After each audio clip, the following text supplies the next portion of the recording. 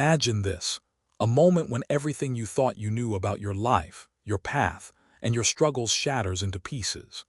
You've been running, chasing, striving for more, believing that your happiness lies just around the corner, just beyond the next milestone. But what if I told you that the very thing you've been trying to escape, the challenges, the pain, the waiting, is the key to unlocking your peace? What if everything you thought was a setback was actually the universe placing you exactly where you needed to be? The moment you're living right now, messy, imperfect, uncertain, is the doorway to the most profound awakening of your life. It's not too late. It's exactly on time. Subscribe to the Buddhism in Every Moment channel to support us and help bring you more powerful stories like this. Your support keeps us motivated to create even more inspiring content in the future. Stay with us till the end. You won't want to miss the full transformation that's about to unfold. Part 1. Embracing the present moment. There's a feeling we all know too well, the sensation of being behind. It whispers to us in the quiet moments, reminding us that our friends seem further ahead, our peers have made more progress, and the world moves faster than we can catch up. The weight of this belief presses on our shoulders, making each step we take feel like a futile effort to catch up with time. But what if I told you that being behind is a lie? That in this very moment, you are exactly where you need to be, even if it doesn't feel that way.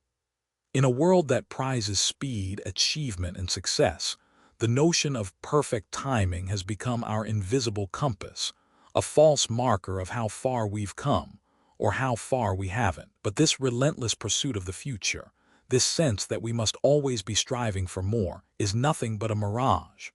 The truth, often hidden beneath the noise, is this: every moment you are living is part of a much larger, unfolding journey, one that is happening exactly as it needs to.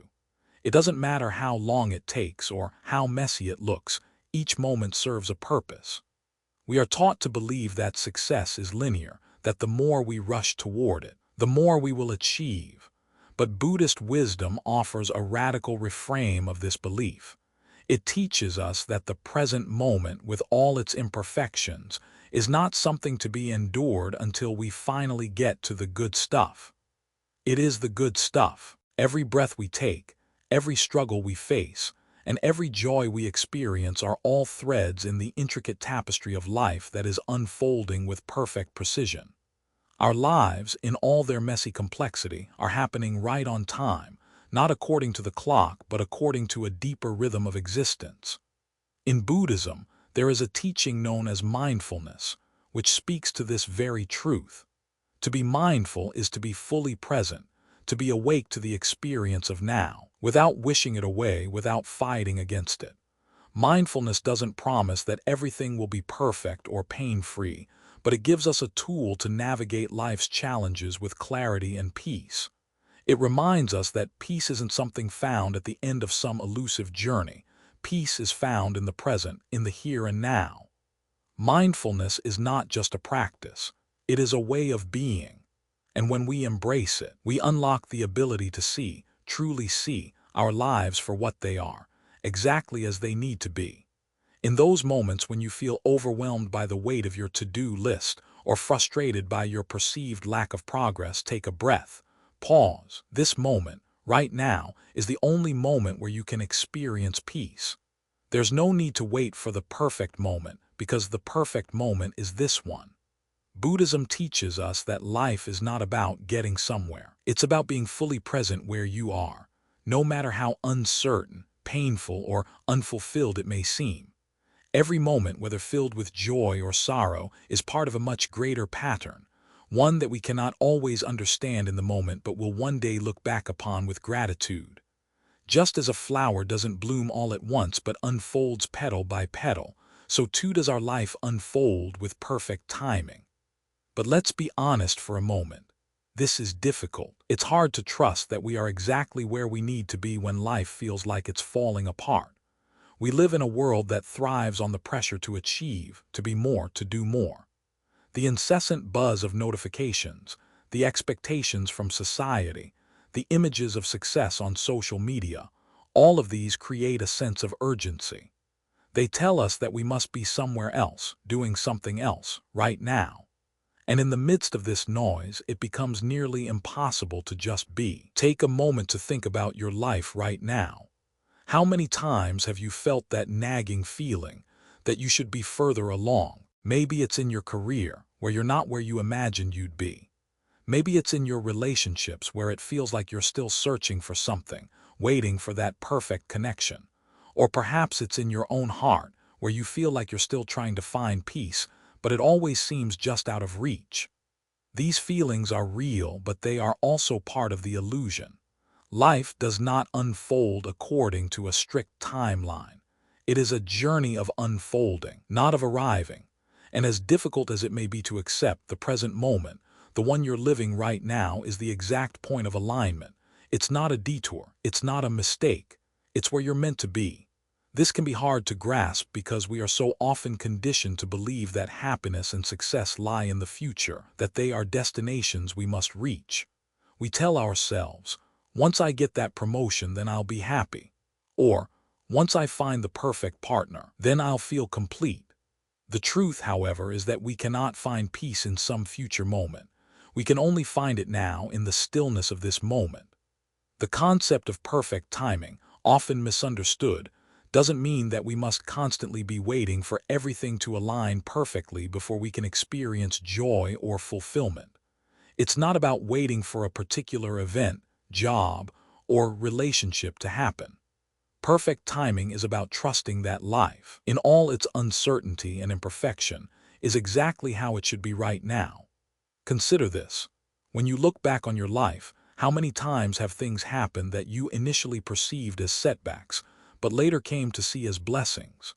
Perhaps a job loss led you to a more fulfilling career, or a breakup led you to discover your true self. It's easy to look back and connect the dots, but in the moment, it's often impossible to see why things are happening the way they are. This is where Buddhist wisdom truly shines. Life, in its infinite wisdom, doesn't unfold according to the rigid plans we set for ourselves. It unfolds according to our readiness, our capacity to receive what we need when we need it. Every moment is perfectly timed, even if it doesn't align with our expectations. And in the space of mindfulness, we come to realize that there's no rush. There's no need to be ahead or behind. There is only the present moment, with all its wisdom, its lessons, and its peace. You are not behind. You are right where you need to be. But how do we get there, to that place of trusting the present moment fully? It starts with mindfulness. It starts with taking a breath and simply being. It starts with accepting that every part of your journey, no matter how painful or confusing, is unfolding for your growth. It starts with the realization that the present moment is enough just as it is. Part 2. The illusion of progress and the karmic flow. We are often told that life is a race to accumulate success, to climb the ladder, to prove our worth through constant movement and achievement. From a young age, we are conditioned to believe that progress is linear, like a straight line from point A to point B, with each step taking us closer to our goal. But what if the truth is more complex than this? What if, instead of being a race, life is a flow, one that moves with precision, guided by the silent force of karma? What if the very things that seem to slow us down are the exact moments we need for growth? Karma, in Buddhist thought, is often misunderstood. For many, it is seen as a system of punishment and reward, a cosmic ledger where good actions are credited and bad actions are penalized. But this view is far from the truth. Karma is not about retribution. It is not about some grand karmic judge deciding our fate. Karma, in its purest form, is precision. It is the natural unfolding of cause and effect, the law of interconnectedness that governs everything. It is the energy we create through our thoughts, actions, and words, reverberating out into the world, shaping our experience in ways we often don't see. The real power of karma lies in its precision. Every thought, every word, every small choice we make ripples out into the world, and those ripples come back to us in ways we may not expect. Karma doesn't simply respond to our actions, it responds to the quality of our actions. It is not about good or bad in a moral sense. It is about how we move through the world, how we interact with others, how we treat ourselves. Karma is not an external force keeping score. It is the very fabric of life itself, weaving each moment into a seamless pattern, unfolding with perfect timing. Think about it for a moment. How many small, seemingly insignificant actions have shaped your life? How many times have you acted out of kindness, without expecting anything in return, and later found that the universe reflected that kindness back to you in unexpected ways? Or perhaps you've been in a situation where frustration or anger led to a chain of events that seemed entirely out of your control, yet were rooted in that very emotion. These small moments, these choices that we often overlook, are the threads that weave the fabric of our karma. This is how karma works in everyday life. It is not a grand cosmic event that happens to us from outside. It is an internal process that we create and carry. Every thought we have, whether we're aware of it or not, has a ripple effect. A single negative thought can spiral into a whole day of stress, anxiety, and frustration. On the other hand, a single act of kindness, no matter how small, can create a ripple that affects not just the person we help, but the people around them and the people around us. Imagine a small pebble thrown into a pond. At first, it creates only a tiny splash. But as the ripples spread, they reach farther than we could ever expect. In the same way, our thoughts and actions, even the ones that seem insignificant, reverberate out into the world, creating patterns of experience. These ripples are not random. They are precise. Each action, each thought, each word carries with it the potential for growth, learning, and transformation. It's easy to become caught up in the societal pressure to always be moving forward. We're taught from a young age to strive for more, to always be improving, to set higher goals and achieve them faster. The race to success is so ingrained in our culture that we measure our worth by how far we've come, how much we've accomplished, and how much further we have to go. But this constant drive to move forward can leave us feeling exhausted, unfulfilled, and disconnected from the deeper truths of our lives. In Buddhist thought, life is not a race. It is an unfolding. It is not about constantly pushing forward to achieve more.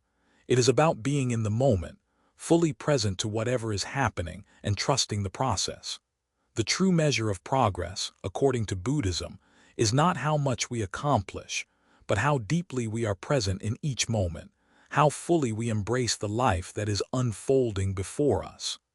This perspective on life challenges the very foundation of our societal values. We are conditioned to believe that we must constantly strive, that we must always be getting somewhere, achieving something, or accumulating more. But Buddhism teaches us that true progress comes not from rushing toward the future, but from fully embracing the present moment. Every moment, every pause, every delay is part of the unfolding. There is no such thing as being behind. There is only the perfect unfolding of the present moment, exactly as it is. This is where we encounter one of the most powerful myths of our time, the myth of being behind. How many times have you looked at your life and thought, I should be further along by now? Whether it's in your career, your relationships, or your personal growth, this feeling of falling behind can be paralyzing. We look at others and see them moving forward, achieving their dreams, while we feel stuck, stagnant, and left behind. But what if this idea of being behind is an illusion? What if there is no universal timeline for personal success and growth? What if, instead of racing ahead to achieve some arbitrary goal, we are meant to trust the process, to trust that everything is unfolding exactly as it should? Life is not about comparing ourselves to others or measuring our progress against some external standard. It is about being fully present to the journey, wherever it may lead. Consider the story of a seed growing into a tree. It doesn't rush to become a tree. It doesn't compare itself to other seeds or trees. It simply grows, slowly and steadily, following its own natural rhythm. There are times of dormancy, times of growth, times when it faces challenges, wind, drought, or storms. But through it all, it remains rooted in the present, trusting the process of its unfolding. In the same way, we are not meant to rush through life. We are meant to trust in the process of our own growth, knowing that we are exactly where we need to be. Take a moment to think about your own life. How many times have you felt like you missed out on opportunities, or that you were too late to the game? Perhaps you've looked at others and thought they had it all figured out, while you were still searching for your purpose. But when we let go of the myth of being behind, we begin to see that there is no such thing as missed opportunities. There is only the opportunity that is unfolding right now. Buddhist wisdom teaches that there is no race to win. There is only the journey, the unfolding, the precise flow of life that moves us exactly where we need to be, at the exact time we need to be there. The pressure to catch up is a construct of the ego, a fear-driven belief that we are not enough as we are. But in truth, you are not behind. You are exactly where you need to be. And when you stop comparing your journey to others, when you trust the timing of your own life, you will begin to see that everything is happening for you, not to you. There is no rush. There is no better life waiting for you elsewhere. The life you are living right now, in all its imperfections, is the perfect path for your growth. And when you embrace this truth, you release the pressure to catch up and start living fully in the moment. Karma is not a punishment. It is a precise and loving force that is constantly guiding you toward growth. Every action you take, every choice you make, ripples out into the world, shaping your experience. You are not behind. You are not off course. You are exactly where you need to be. Part 3. The power of non-resistance. There is a quiet power in life that few of us are truly aware of.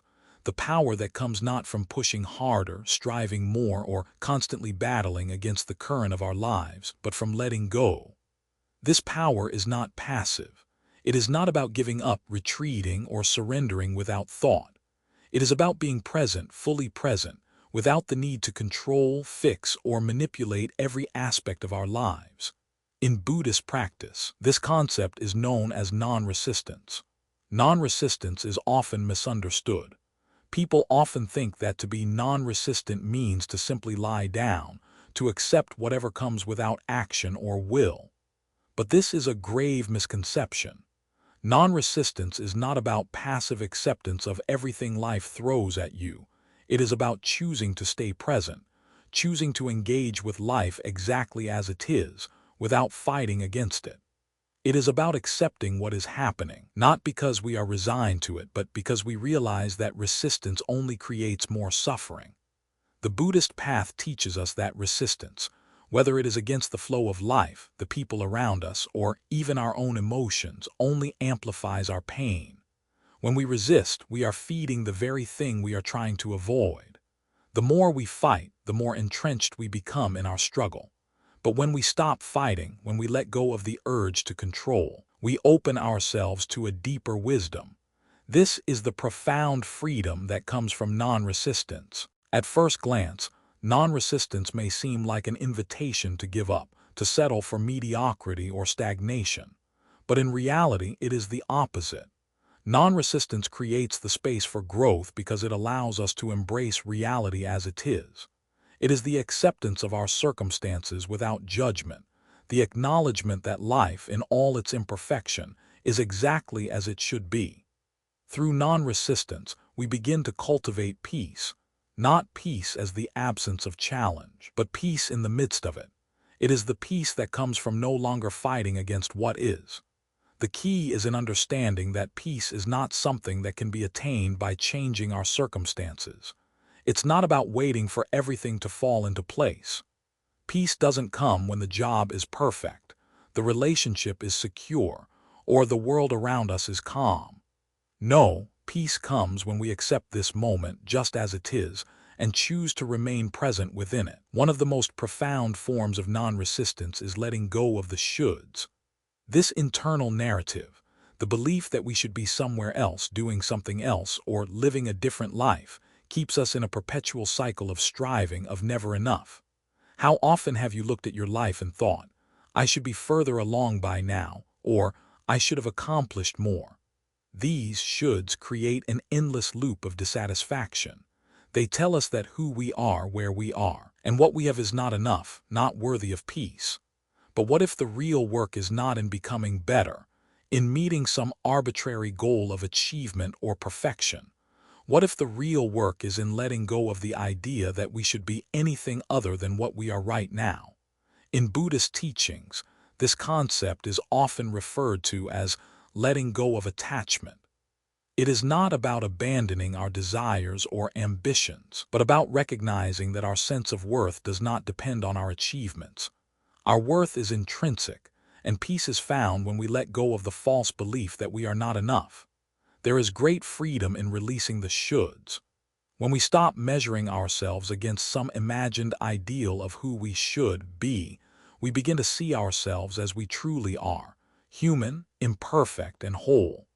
In this space of acceptance, we can begin to cultivate clarity. We no longer need to chase after the illusion of perfection. We can embrace ourselves and our lives as they are, in all their messiness, and trust that this is enough. One of the most powerful teachings in Buddhist practice is the idea of stillness. In a world that glorifies constant activity, progress, and achievement, stillness can seem like an obstacle, something to be avoided. We are often taught that to stop, to pause, is a sign of weakness or failure. But in Buddhism, stillness is not an absence. It is an invitation to awaken to the present moment. Stillness is where clarity, wisdom, and insight emerge. When we stop, when we allow ourselves to be still, we create space. This space is not empty. It is full of potential, full of possibility. It is in this space that we can listen, not just to the noise of the world around us, but to the quiet whispers of our hearts.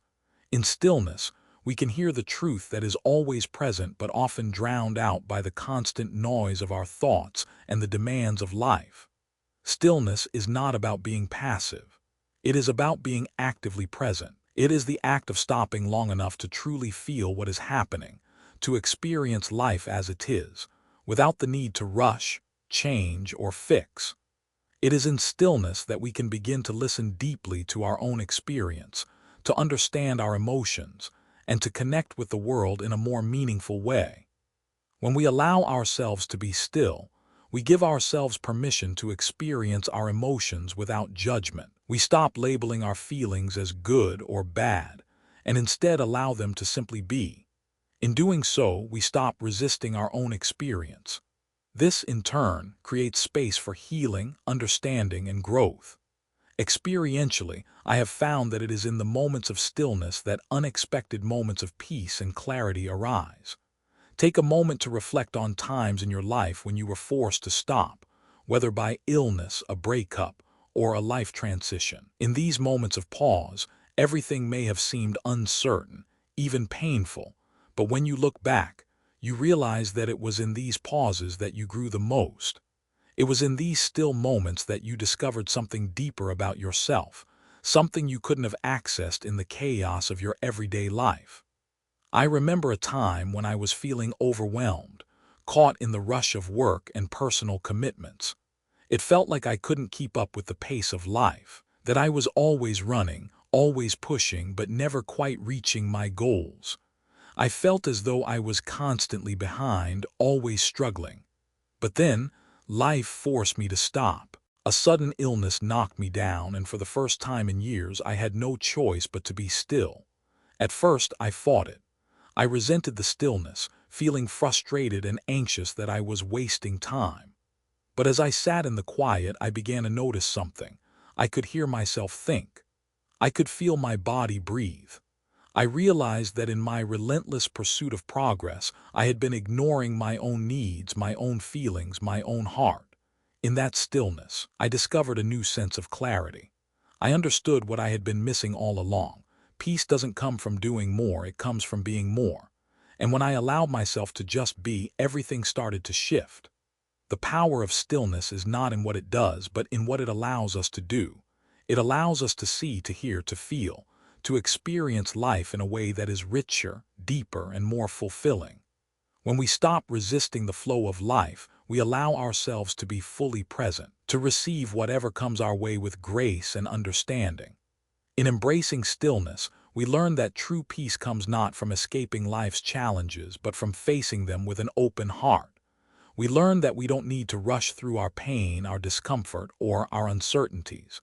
We can sit with them, listen to them, and allow them to teach us. And in doing so, we begin to transform our relationship with life itself.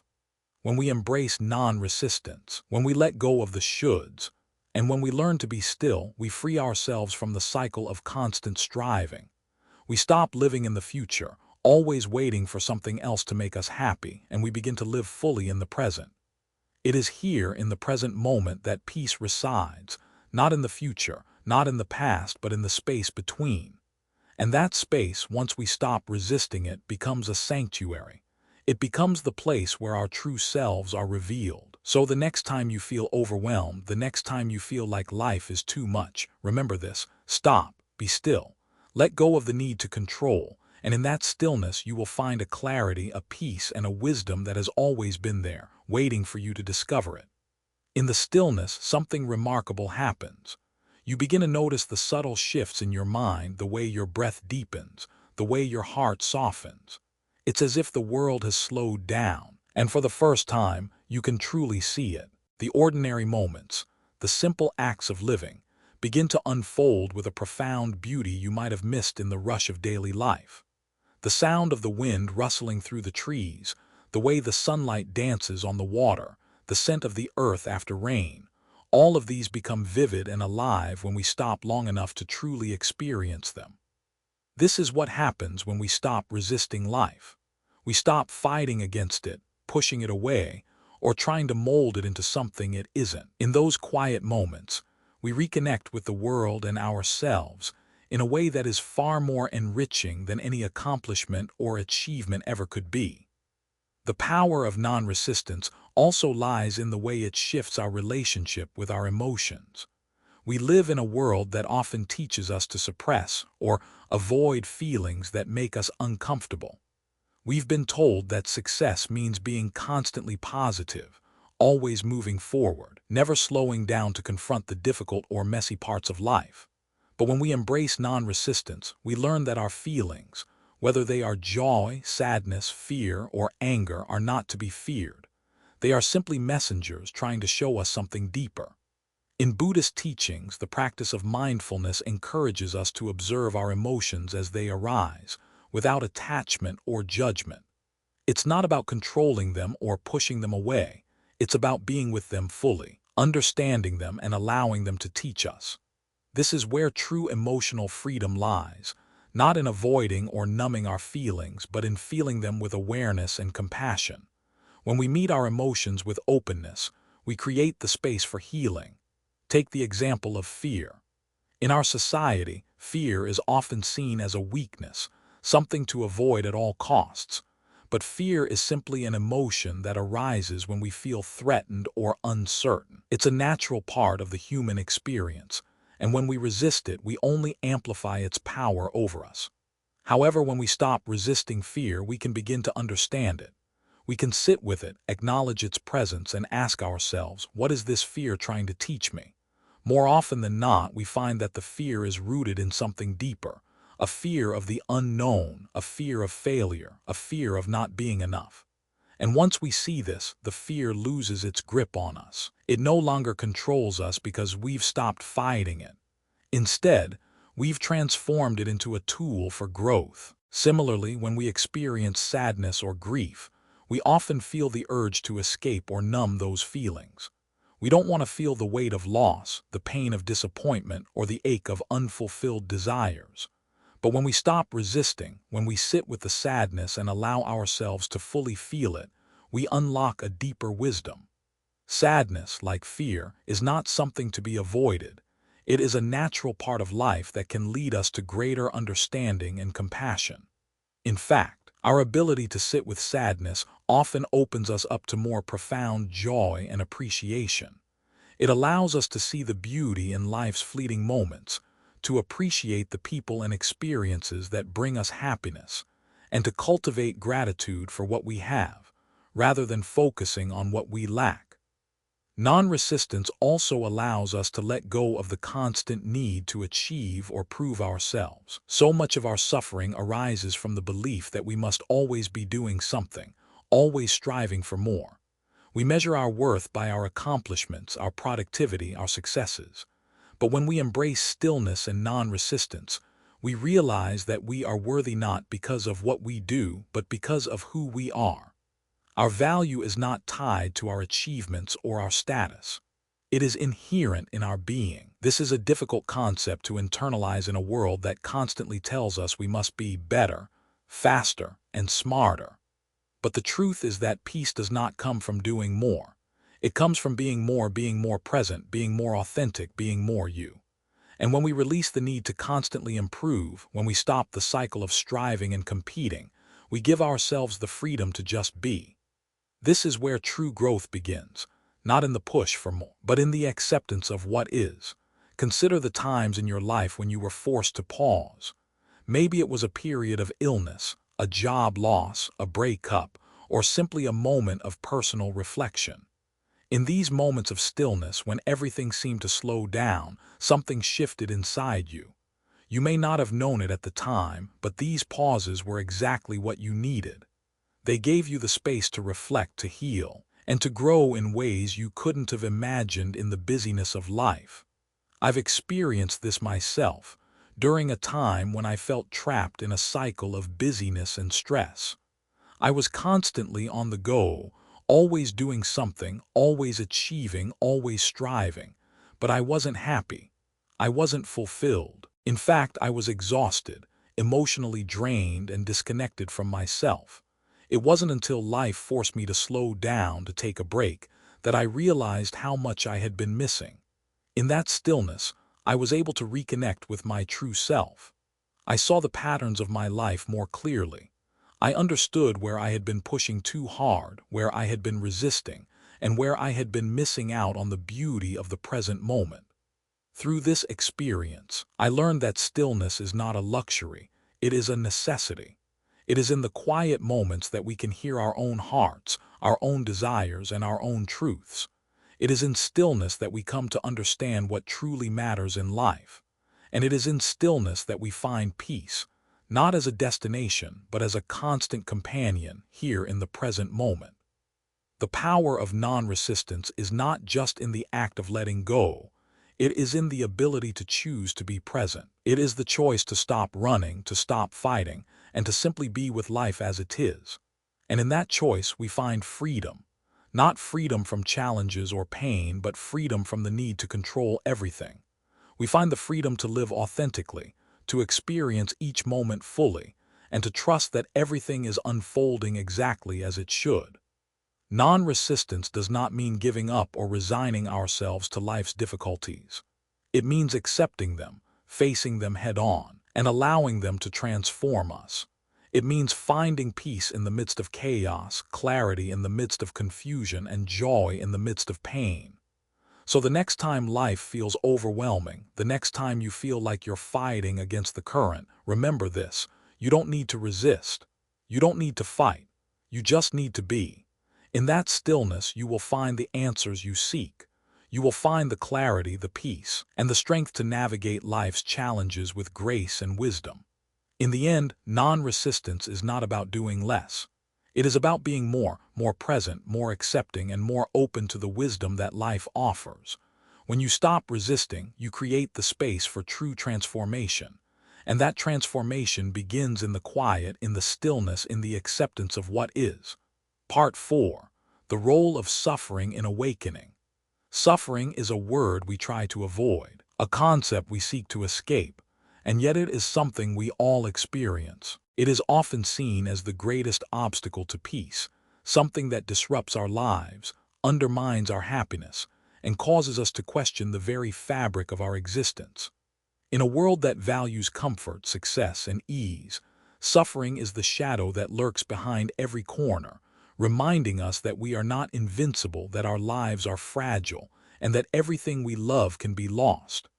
But what if suffering is not something to run from? What if, instead of avoiding it, we could embrace it as a teacher, as a guide that leads us to a deeper understanding of ourselves and the world around us? What if the pain we experience in life is not a punishment, but a path to our own awakening? In Buddhist teachings, suffering is not seen as something to be feared or avoided. It is a natural part of the human condition, a part of the journey toward enlightenment. Buddhism teaches that suffering, when approached with awareness and acceptance, has the power to transform us. It is not a sign of failure, nor is it something that diminishes our worth. Rather, suffering is a teacher. It reveals the parts of ourselves that we have been avoiding, the beliefs that keep us stuck, and the patterns that limit our growth. At first, this idea may sound counterintuitive. How can suffering be a teacher when it brings us so much pain? The truth is, suffering has the potential to bring about some of the most profound insights we can have. It forces us to confront our deepest fears, our greatest insecurities, and our most painful truths. It strips away the illusions we have built around ourselves and exposes the raw, vulnerable parts of us that we have tried to hide. Through this process, suffering has the power to free us from the mental constructs that limit our growth and to awaken us to the deeper wisdom that lies within. When we shift our perspective on suffering, we begin to see that it is not something to avoid or escape. It is a gateway to self-discovery, a path to healing, and a bridge to inner peace. Instead of fighting against it, we can learn to lean into it, to sit with it, and to allow it to transform us. This is the essence of Buddhist practice, not to eliminate suffering, but to transform our relationship with it. Redefining our relationship with pain and discomfort is key to this transformation. Pain is often viewed as something to avoid at all costs. We go to great lengths to numb it, distract ourselves from it, or run away from it. We take medications, seek distractions, and fill our lives with noise to escape the discomfort of pain. But what if, instead of running, we leaned into it? What if we saw pain as something that has purpose, something that can teach us valuable lessons about our own hearts and minds? In Buddhism, pain is not seen as an enemy.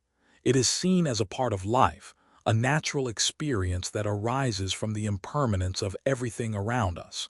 When we accept pain, we are not resigning ourselves to it, but rather, we are acknowledging its role in our lives. Pain, in this context, becomes a mirror.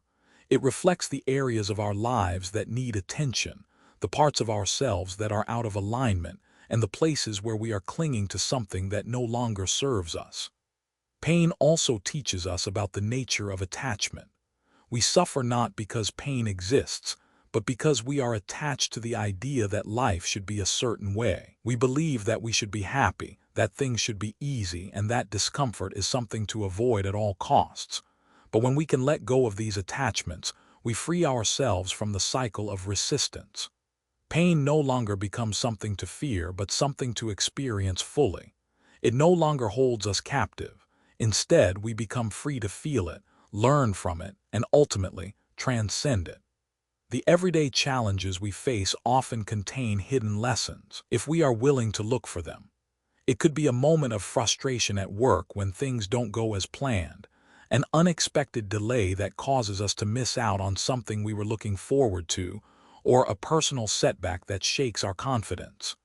In these moments, it's easy to feel like a victim, like life is conspiring against us, preventing us from achieving what we want. But if we view these disruptions through a Buddhist lens, we begin to see them as spiritual teachings, as opportunities for self-reflection and growth. These small disruptions are not random. They are part of the fabric of life, woven into our journey for a reason. Each setback, each moment of discomfort, is a chance to practice acceptance, to confront our fears and desires, and to examine the stories we tell ourselves about who we are and what we deserve. When we embrace these moments instead of resisting them, we begin to uncover the deeper truths that lie beneath the surface. We begin to see that life's challenges are not obstacles, but invitations to grow. For example, the next time you feel overlooked or undervalued at work, instead of letting resentment take root, pause and ask yourself, what is this situation teaching me? What am I learning about my own needs, my own self-worth, and my relationship with others? How can I use this moment to practice patience, compassion, or understanding? Instead of reacting with frustration or anger, see the situation as an opportunity to cultivate the qualities you wish to embody, qualities like resilience, acceptance, and grace. Similarly, when faced with an unexpected delay, instead of feeling angry or disappointed, try to reframe the situation. What if this delay is not preventing you from something, but actually creating the space for something better to happen? What if this pause is giving you the opportunity to reflect, to breathe, and to gain perspective before moving forward? These small disruptions, though uncomfortable, have the potential to teach us about patience, presence, and trust. One of the most transformative shifts that can happen when we embrace suffering as a teacher is the move from victimhood to empowerment. When we see suffering as something that is happening to us, we remain trapped in a cycle of helplessness and despair. We feel as though life is unfair, that we are powerless to change our circumstances, and that we are being punished. But when we view suffering as a spiritual curriculum, designed for our personal evolution, we begin to take responsibility for our own growth. Suffering, in this context, is not something we passively endure. It is something we actively engage with. It is an opportunity to deepen our understanding of ourselves, to confront our limiting beliefs, and to evolve into a more compassionate, wise, and resilient version of ourselves. When we move from victimhood to empowerment, we stop blaming others or our circumstances for our pain.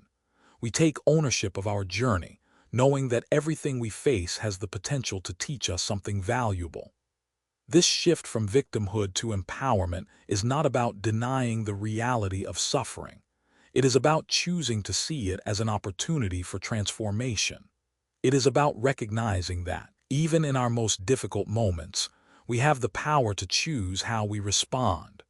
We can choose to be overwhelmed by our pain, or we can choose to learn from it, grow through it, and ultimately transcend it. This is the path to inner peace, not the absence of suffering, but the ability to embrace it with wisdom, understanding, and grace. In the end, suffering is not something to be avoided. It is not something to be feared. It is a part of the human experience, and it is an essential part of the path to awakening.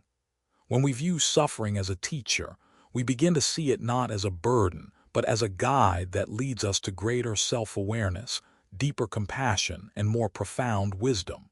We begin to understand that pain is not something that defines us. It is something that refines us. And when we can embrace suffering with open arms, we unlock the power to transform our lives from the inside out. You said, when we learn to embrace suffering as a teacher, something profound happens within us. We begin to see that life's hardships aren't random, nor are they some cosmic punishment. They are part of our spiritual curriculum, placed before us at precisely the right moment to guide us towards growth. Every moment of discomfort is a chance to step deeper into awareness, to expand our consciousness, and to learn what we're truly made of.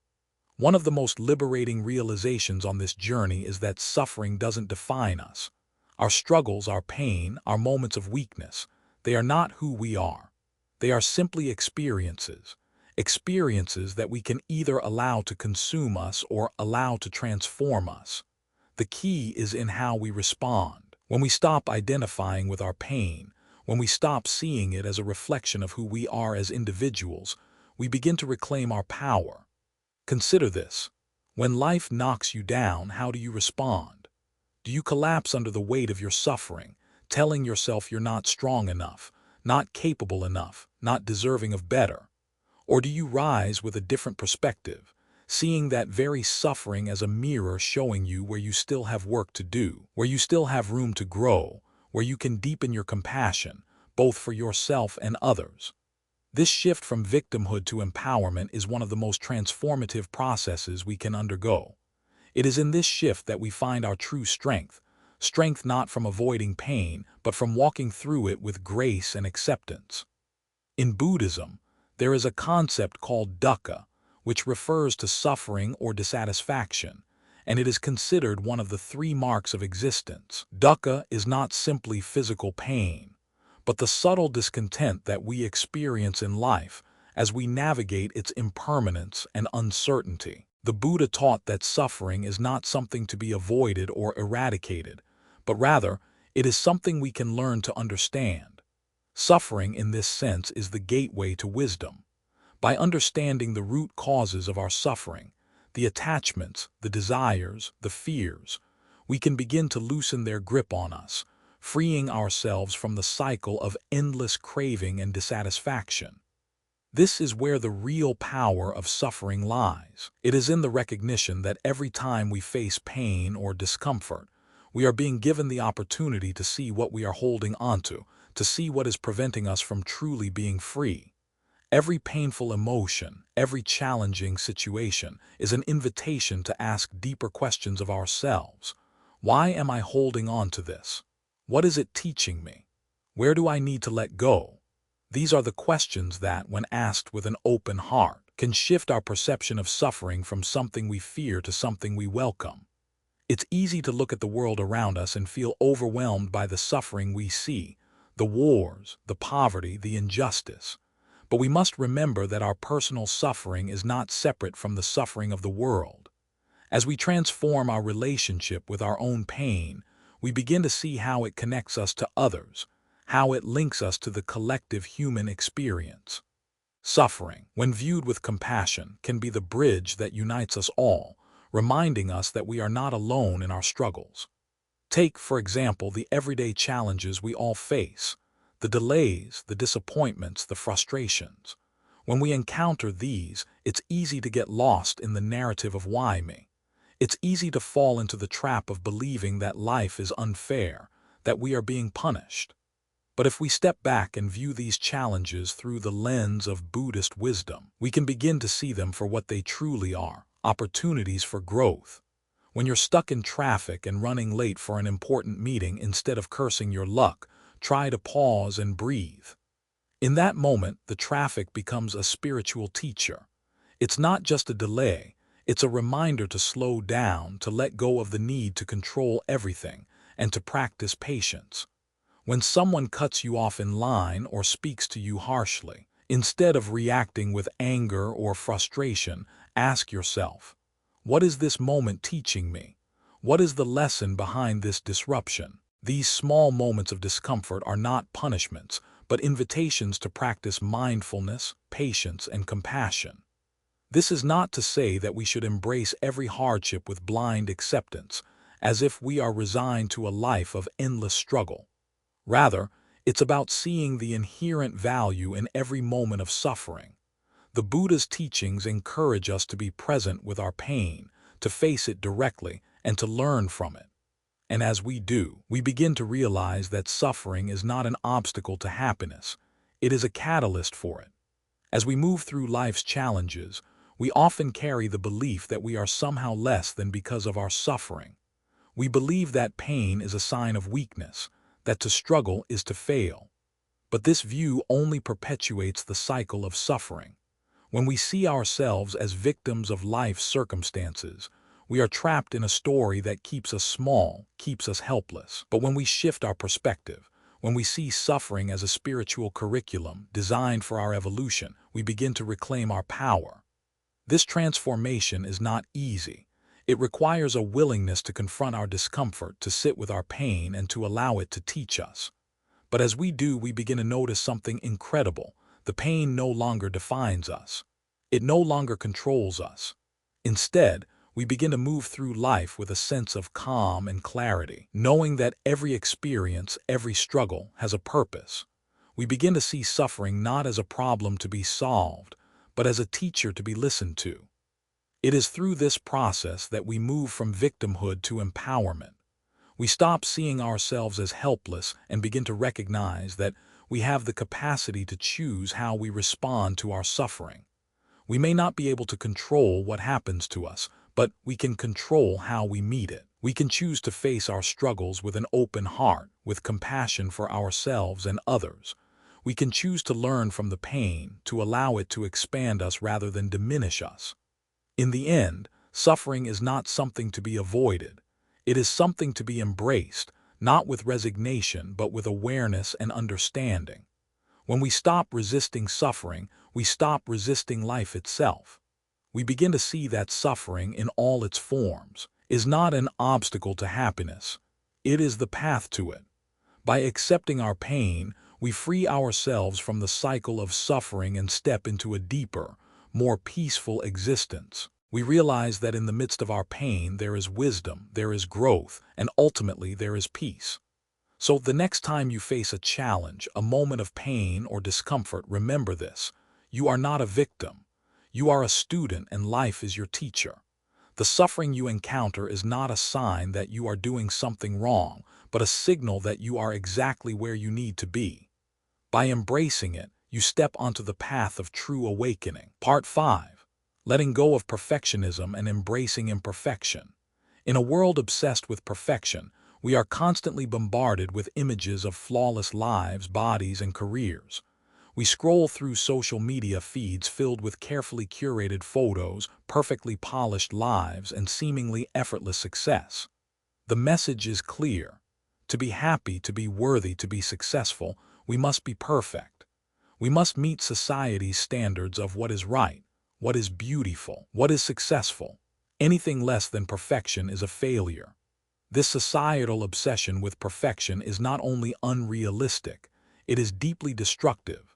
It creates an endless cycle of striving to look better, to do more, to be more. We constantly compare ourselves to others, measuring our worth against impossible standards. And in this constant pursuit of flawlessness, we lose sight of what truly matters. We forget that peace and happiness are not found in the absence of flaws, but in the acceptance of our imperfections.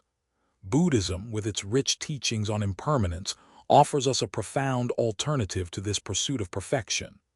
The Buddhist concept of impermanence, or anicca, teaches that everything in life is in a constant state of change. Nothing is permanent. Nothing is fixed.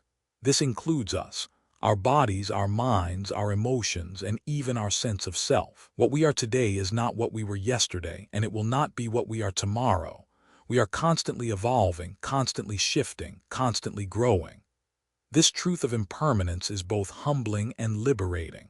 It reminds us that perfection is not only an illusion, it is a fleeting, unattainable concept.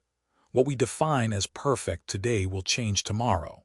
The goals we set, the image we project, the way we measure success, these are all constructs of the mind, based on external standards that are ever-changing. The only thing that remains constant is the flow of life itself, moving, shifting, evolving. In embracing imperfection, we free ourselves from the tyranny of perfectionism. We stop measuring ourselves against an ideal that does not exist.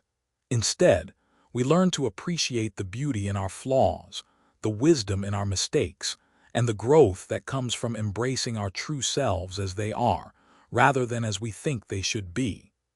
This freedom from perfectionism doesn't mean we give up on growth or self-improvement. It doesn't mean that we stop striving for our goals or that we stop trying to be the best versions of ourselves. It means that we learn to accept ourselves in the process, not waiting for the moment when we are perfect, but loving ourselves right where we are. It means embracing the messiness of life, the imperfections of our journey, and recognizing that they are what make us human. Think of a flower in full bloom. Is it perfect? Is it symmetrical, flawless, and without blemish? No. Its petals are imperfect, its shape is unique, and its color is rich with variation. Yet it is beautiful in its imperfection, vibrant in its uniqueness, and fully alive in its current state. The same is true for us. We are beautiful in our imperfections. Our flaws are not something to be hidden or fixed. They are part of our authentic beauty. When we embrace our imperfections, we allow ourselves to bloom just as we are. There is an immense freedom in letting go of the need to be perfect. When we stop chasing an ideal that is unattainable, we begin to experience life more fully. We no longer need to hide our flaws or pretend to be something we are not. We can be honest, vulnerable, and authentic in our interactions with others and with ourselves. In this honesty, we find peace. In this vulnerability, we find connection. And in this authenticity, we find joy. Many people who have embraced their imperfections report experiencing a profound sense of freedom. They are no longer driven by the pressure to meet society's standards of beauty, success, or achievement. Instead, they focus on living in alignment with their own values, their own truth. Take, for example, someone who has struggled with body image for years, constantly striving to fit into a societal mold of what is beautiful. When this person finally lets go of the need to be perfect and embraces their body as it is, flaws and all, they find a deep sense of peace. They no longer obsess over every flaw, every imperfection. Instead, they learn to appreciate their body for what it is, unique, capable, and strong. This shift in perspective leads to greater self-compassion and self-acceptance, and it frees them from the cycle of self-criticism and comparison. Another example is someone who has spent years climbing the corporate ladder, pushing themselves to achieve more, be more, and do more. But in the process, they have lost sight of what truly matters: their relationships, their health, their inner peace. When they finally step back and embrace the fact that their worth is not tied to their achievements, they experience a deep sense of liberation. They realize that they don't need to prove themselves to anyone. They don't need to chase external validation. They simply need to be themselves, fully and completely. This freedom is not just about letting go of perfectionism. It is about cultivating self-compassion. It is about learning to love ourselves exactly as we are, flaws and all. Self-compassion is the ability to treat ourselves with the same kindness, care, and understanding that we would offer to a loved one. It is the practice of acknowledging our pain, our struggles, and our imperfections without judgment. Instead of criticizing ourselves for our shortcomings, we offer ourselves love and acceptance. When we learn to embrace ourselves in our imperfect state, we shift our relationship with life. We stop seeing life as something we need to control or perfect, and instead see it as a journey of discovery, growth, and learning. Every mistake, every challenge, every imperfection becomes an opportunity for growth. We begin to see that life's true beauty lies not in perfection, but in the process, the unfolding, the becoming, the journey itself. In Buddhism, the practice of loving kindness, or metta, is often used as a tool for cultivating compassion, both for ourselves and for others. Loving kindness is the practice of wishing ourselves and others happiness, peace, and well-being, regardless of our flaws or imperfections. This practice encourages us to be gentle with ourselves, to let go of self-criticism, and to offer ourselves the same love and kindness that we would extend to a friend. By cultivating this mindset, we learn to appreciate ourselves as we are, without the need for perfection, and to recognize the inherent worth in every moment of our lives. Reflection and growth through acceptance are key components of this practice. When we stop fighting against our imperfections and begin to accept them, we unlock the potential for growth. We stop seeing our flaws as obstacles and start seeing them as opportunities to learn, to grow, and to become more aligned with our true selves. The journey to self-acceptance is not always easy. It requires us to challenge deeply ingrained beliefs about ourselves and about the world. It requires us to let go of old stories that no longer serve us and to open ourselves to new possibilities. But the reward is worth it. When we let go of perfectionism, we free ourselves from the endless cycle of striving. We begin to live more authentically, more fully, and more peacefully. So, the next time you find yourself caught in the trap of perfectionism, remember this: you are not meant to be perfect. You are meant to be you. And in your imperfections, your flaws, and your struggles, there is beauty, there is wisdom, there is growth. Embrace it, love it, and know that in this moment you are already enough. You are exactly as you are meant to be. Perfection is a myth, but imperfection is real, and it is where true peace and happiness are found. When we stop chasing the illusion of perfection, we begin to see the richness of life in its raw, unfiltered form. The idea that we must be flawless to be worthy of love or success traps us in a cycle of dissatisfaction and self-rejection. But in the absence of perfection, we discover a deeper kind of peace. It is a peace that comes from being whole, even in our brokenness, and from finding beauty in the very things we once sought to hide or fix. This shift in perspective, from perfection to imperfection, is a revolution in how we experience life. It is a profound letting go of the need to be right or complete at every moment.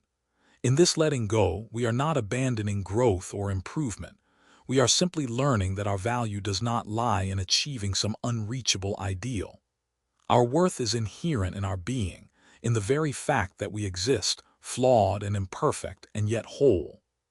By embracing imperfection, we come to understand that every part of our journey, every mistake, every failure, every moment of doubt, is just as important as our successes.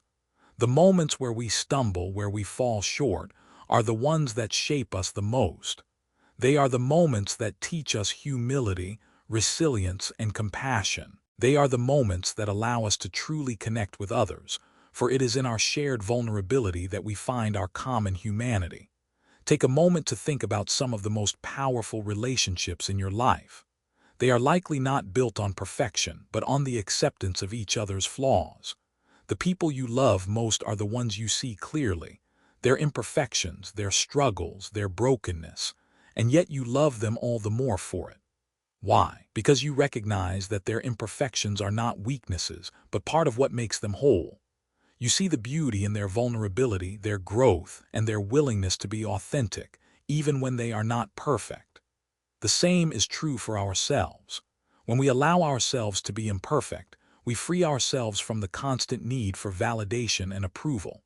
We stop waiting for the right moment, the perfect circumstances, or the ideal version of ourselves to show up. Instead, we begin to show up as we are, raw, real, and unapologetically human.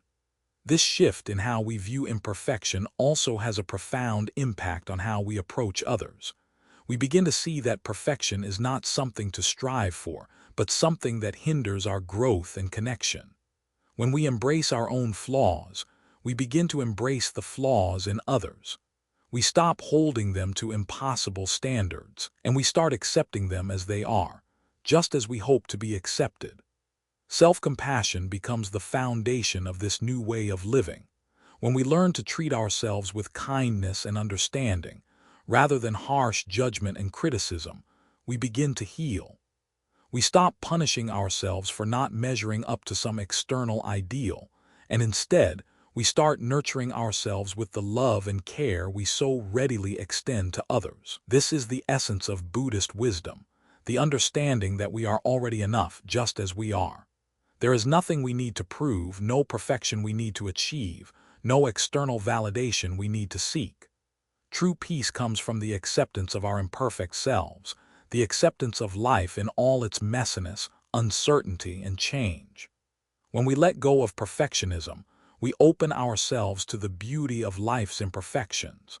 We learn to appreciate the fleeting moments, the quiet spaces, the cracks in the walls that allow the light to shine through.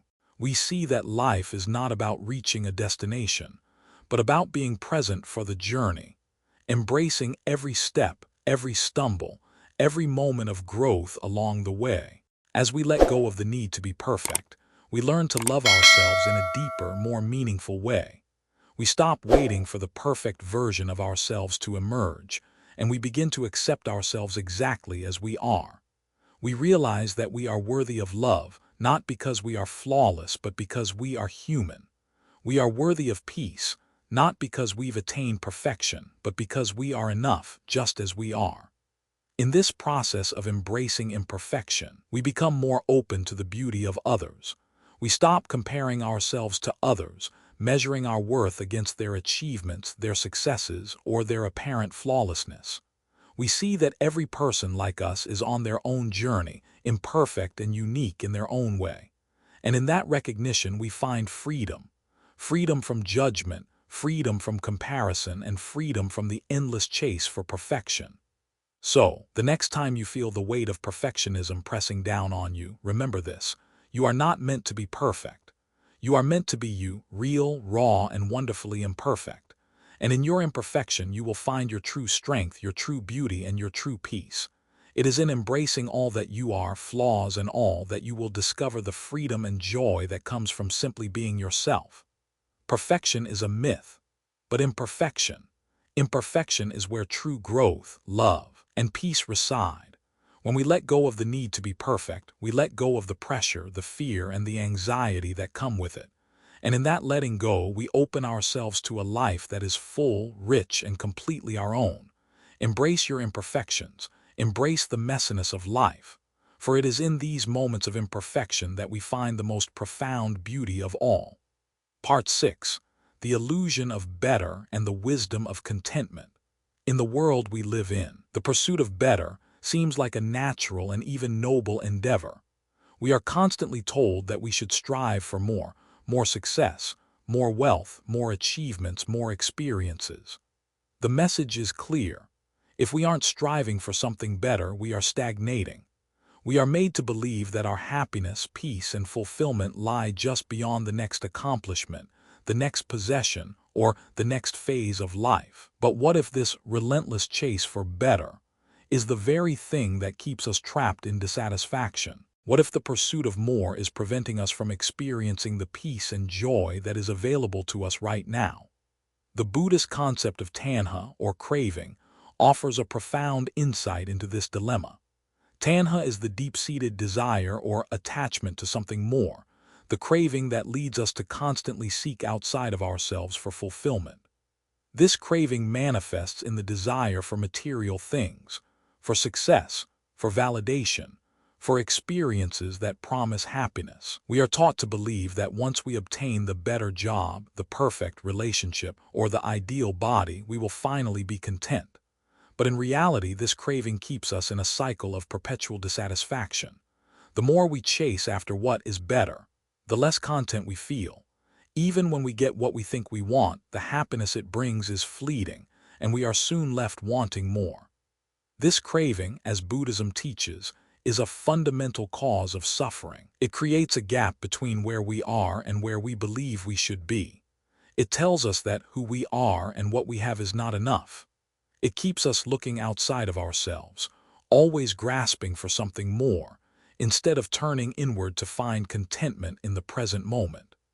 The illusion of better lies in the belief that life can only be fulfilling once we attain something we do not yet have. This belief traps us in a perpetual cycle of wanting and never fully experiencing the joy of the present moment.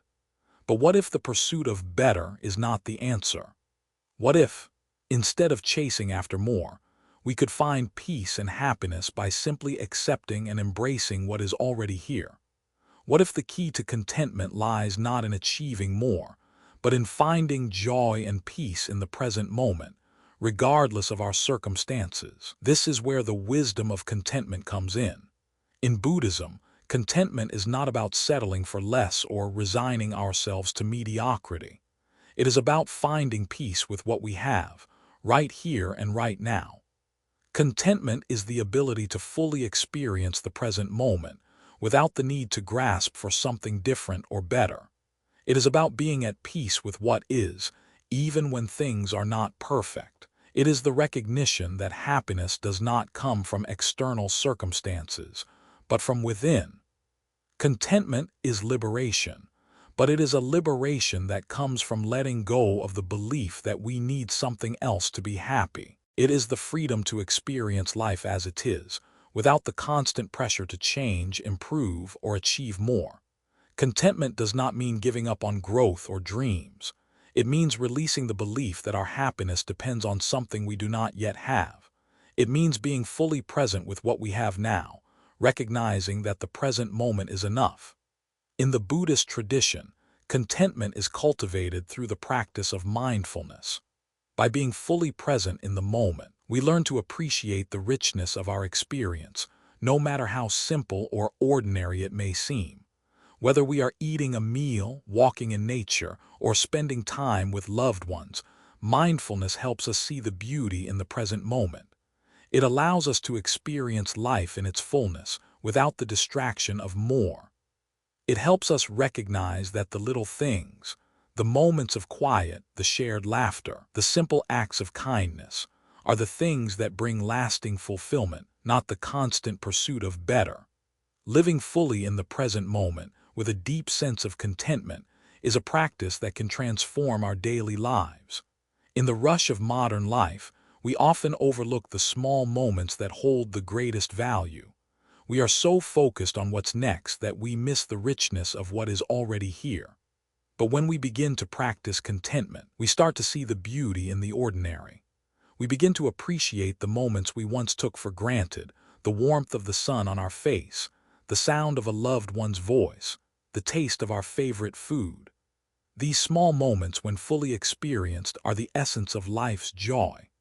Contentment also means nurturing our relationships, our health, and our well-being, not out of obligation or expectation, but out of love and care for ourselves and others. In our culture of striving and achievement, we often neglect the things that truly sustain us. We focus on outward accomplishments while neglecting the inner work of self-compassion, self-care, and deep connection with others. But true contentment arises from the ability to nurture these inner aspects of our lives.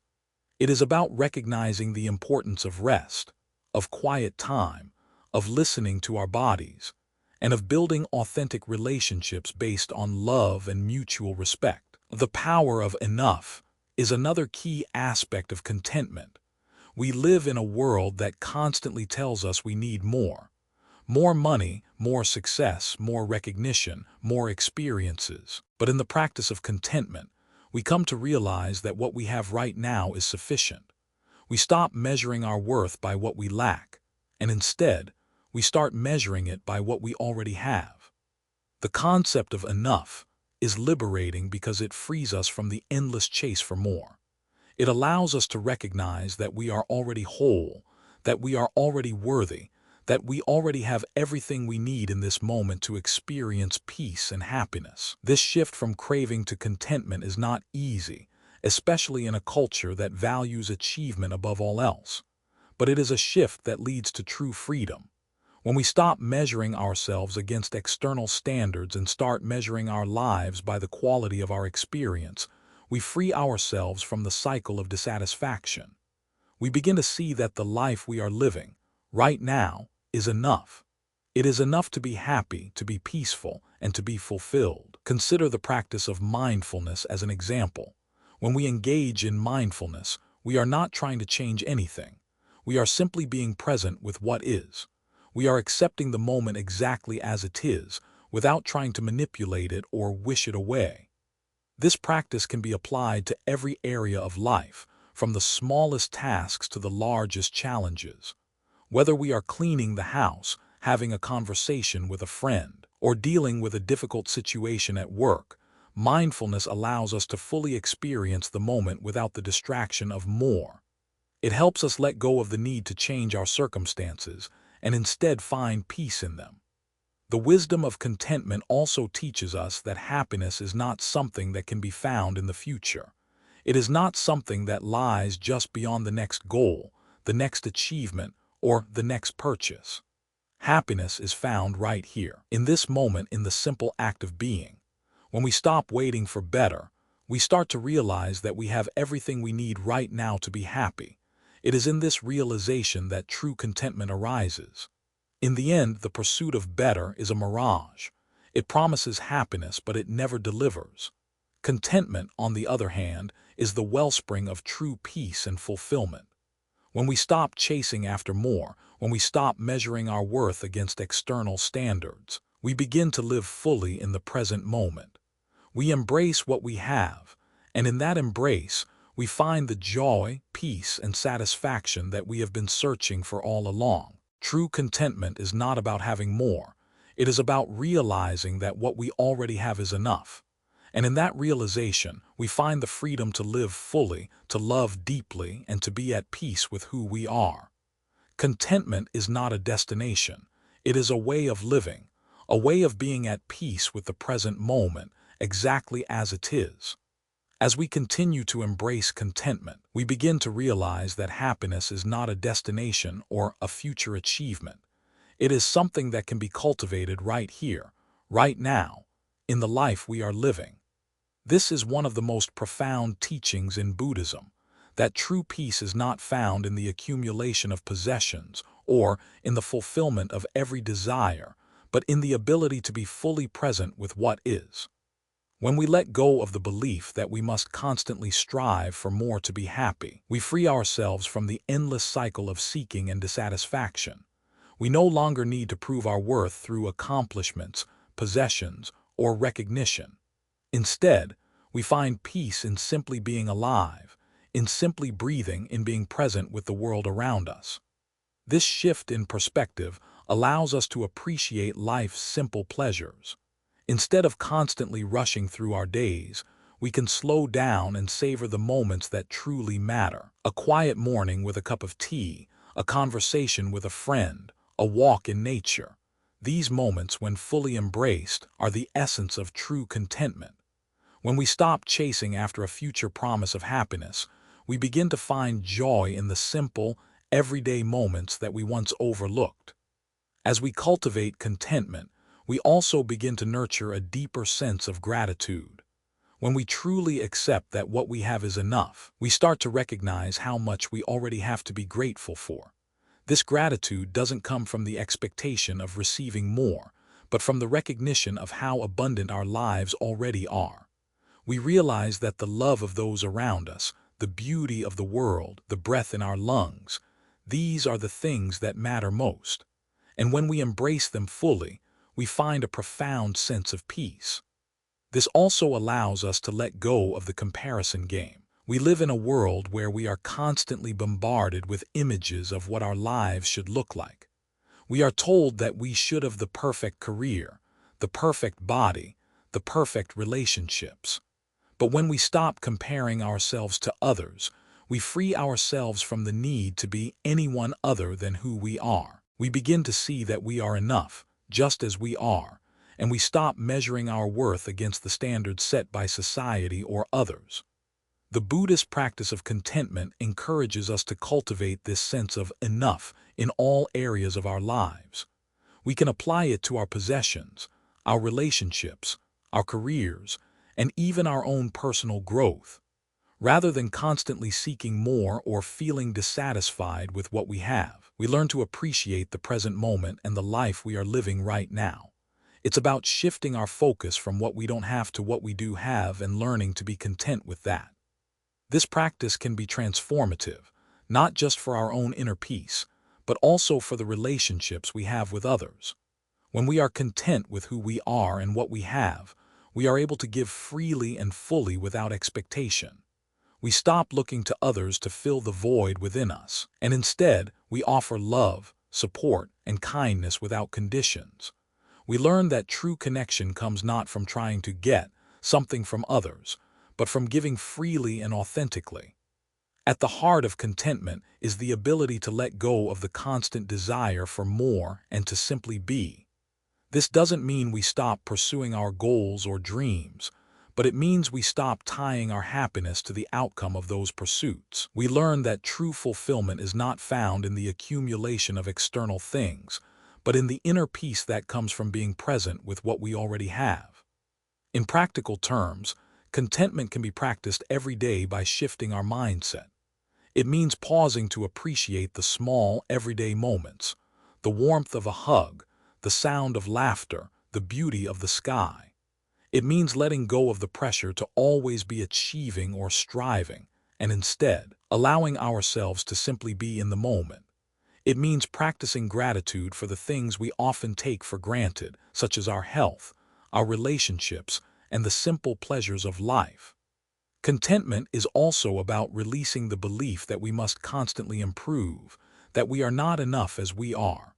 We can let go of the desire to be someone else, to live a different life, and instead embrace the unique journey that is ours. This is a radical act of self-love, accepting ourselves exactly as we are, with all our imperfections, and trusting that we are worthy of peace, love, and happiness just as we are. It's important to note that contentment does not mean complacency. It doesn't mean we stop working toward our goals or striving for growth. It means that we let go of the belief that happiness is something we need to achieve in the future. Instead, we recognize that we have the power to be content now. We stop postponing our joy and start living it fully in this moment. In the end, the wisdom of contentment is a reminder that life is not about accumulation, achievement, or perfection. It is about being present, appreciating what we have, and letting go of the constant craving for more. When we realize that what we already have is enough, we stop chasing after an elusive idea of better and start living in the fullness of what is already here. We stop measuring our worth against external standards and start living from a place of inner peace and acceptance. So, let go of the illusion of better. Embrace the beauty of what is. Practice gratitude, embrace what you have, and find peace in the present moment. You are already enough just as you are. And in this realization, you will discover the freedom and joy that comes from simply being content with the life you are living right now. Contentment is not a destination, it is a way of living, a way of being present with the beauty of the moment exactly as it is. And in that presence, you will find all the peace and fulfillment you've been searching for. Part 7. The sacredness of everyday life. There is a subtle beauty in the ordinary that often goes unnoticed. In our fast-paced world, we have become conditioned to chase after grand moments, those flashes of success, excitement, or transformation that promise to give our lives meaning. But what if the most profound moments of life were not found in these dramatic peaks, but in the quiet, everyday acts we often take for granted? What if the most sacred parts of our existence are not the rare and exceptional, but the simple, everyday experiences that we move through each day? Buddhism teaches us to recognize the sacredness in the mundane, to find profound meaning in the smallest of actions, whether it's doing the dishes, walking in the park, or having a conversation with a friend. These moments, though seemingly trivial, can be windows to deep spiritual practice if we approach them with awareness and presence. In fact, it is often the simplest tasks that, when done with mindfulness, hold the most potential for insight and growth. The idea that there is sacredness in the ordinary is rooted in the Buddhist principle of mindfulness, the practice of being fully present in the moment, without judgment or distraction. It's easy to think of mindfulness as something that only applies to formal meditation or moments of deep reflection. However, mindfulness is not confined to these special moments. It can and should be integrated into every part of our lives. In fact, the true essence of mindfulness is found not in the extraordinary, but in the ordinary. Mindfulness transforms the way we experience life. When we bring awareness to our daily tasks, we begin to see them in a completely new light. Washing the dishes, for example, is no longer a chore to rush through so we can get on with the next thing. Instead, it becomes an opportunity to connect with the present moment, to feel the water running over our hands, to notice the sound of the dishes clinking, to be fully immersed in the act of cleaning. This simple act, when done with mindfulness, becomes a meditation in itself, a chance to experience the sacredness of the present moment. Similarly, walking in the park can become a powerful practice of mindfulness. The act of putting one foot in front of the other, feeling the ground beneath us, breathing in the fresh air and noticing the beauty around us. These small acts, when done with full presence, become a form of spiritual practice. Instead of rushing from one place to another, we can begin to slow down, to appreciate the simple joy of movement, of being outside, of connecting with nature. In this way, walking in the park becomes more than just a way to get from point A to point B. It becomes a sacred ritual, a chance to reconnect with the earth and with ourselves. Mindfulness can be integrated into every aspect of our daily lives. In the Buddhist tradition, we are encouraged to bring awareness to everything we do, from eating to talking to cleaning to working. Each task, no matter how small, offers an opportunity to practice presence. When we eat, instead of mindlessly shoveling food into our mouths, we can take the time to savor each bite, to notice the flavors, the textures, the way the food nourishes our body.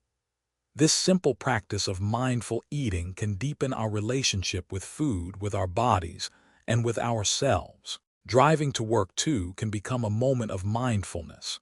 Instead of letting our minds wander to the stress of the day or the tasks we have ahead, we can focus on the present moment.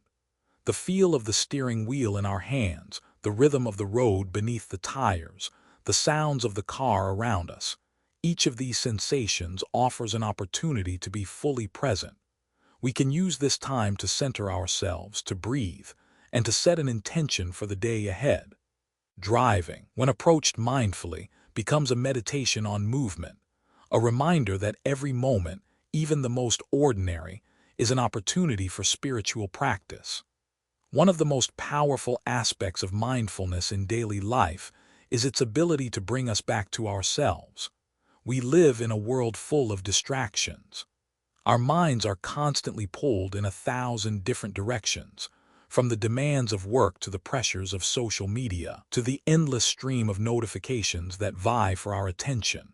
It's easy to get lost in all of this noise, to forget that true peace is not found in external circumstances, but in the present moment. By practicing mindfulness in our daily activities, we reconnect with the present, with the world around us, and with our own inner selves. There are countless stories of people who have transformed their experience of life by choosing to live fully in each moment. These are not people who have led extraordinary lives by conventional standards. They are ordinary people who have chosen to approach life with mindfulness, to see the sacredness in the everyday. One such story is of a man who spent much of his life feeling disconnected, rushing from one task to another, always striving for something more. He felt like he was missing out on the beauty of life, always chasing after the next goal, the next achievement. But then, through a series of personal challenges, he was introduced to mindfulness. At first, he thought it was just another practice, another thing to add to his already packed schedule. But as he began to slow down and approach his daily tasks with full presence, something shifted within him. He started to notice the beauty in the smallest moments. The way the sunlight filtered through the trees as he walked, the sound of his breath as he breathed in and out, the joy of simply being with his family. He realized that he had been so focused on achieving and striving that he had missed the sacredness in the simplest of moments. By choosing to live with more awareness, he began to experience life in a deeper way. His relationships became more meaningful, his work became more fulfilling, and his overall sense of peace grew. Another example is of a woman who, for years, had felt disconnected from her work and her personal life. She was constantly stressed, always racing through tasks, and never truly present in the moment. One day, she decided to bring mindfulness into her daily routine. She started with something as simple as making her morning coffee. Instead of rushing through the process, she took her time, savoring each step, grinding the beans, watching the steam rise from the cup, noticing the warmth of the mug in her hands. This small practice of mindfulness in the morning transformed her entire day. She found herself more present with her family, more engaged with her work, and more at peace with herself. By embracing mindfulness in the simplest tasks, she began to experience life with a depth and clarity she had never known before. These stories highlight the transformative power of mindfulness in everyday life. By choosing to live with presence, we can turn even the most mundane tasks into moments of profound connection and spiritual growth. Whether we are washing the dishes, walking to the store, or sitting with a friend, every moment holds the potential for awakening. The key is not in waiting for the big moments, the moments that promise to change our lives. The key is in realizing that every moment is already sacred.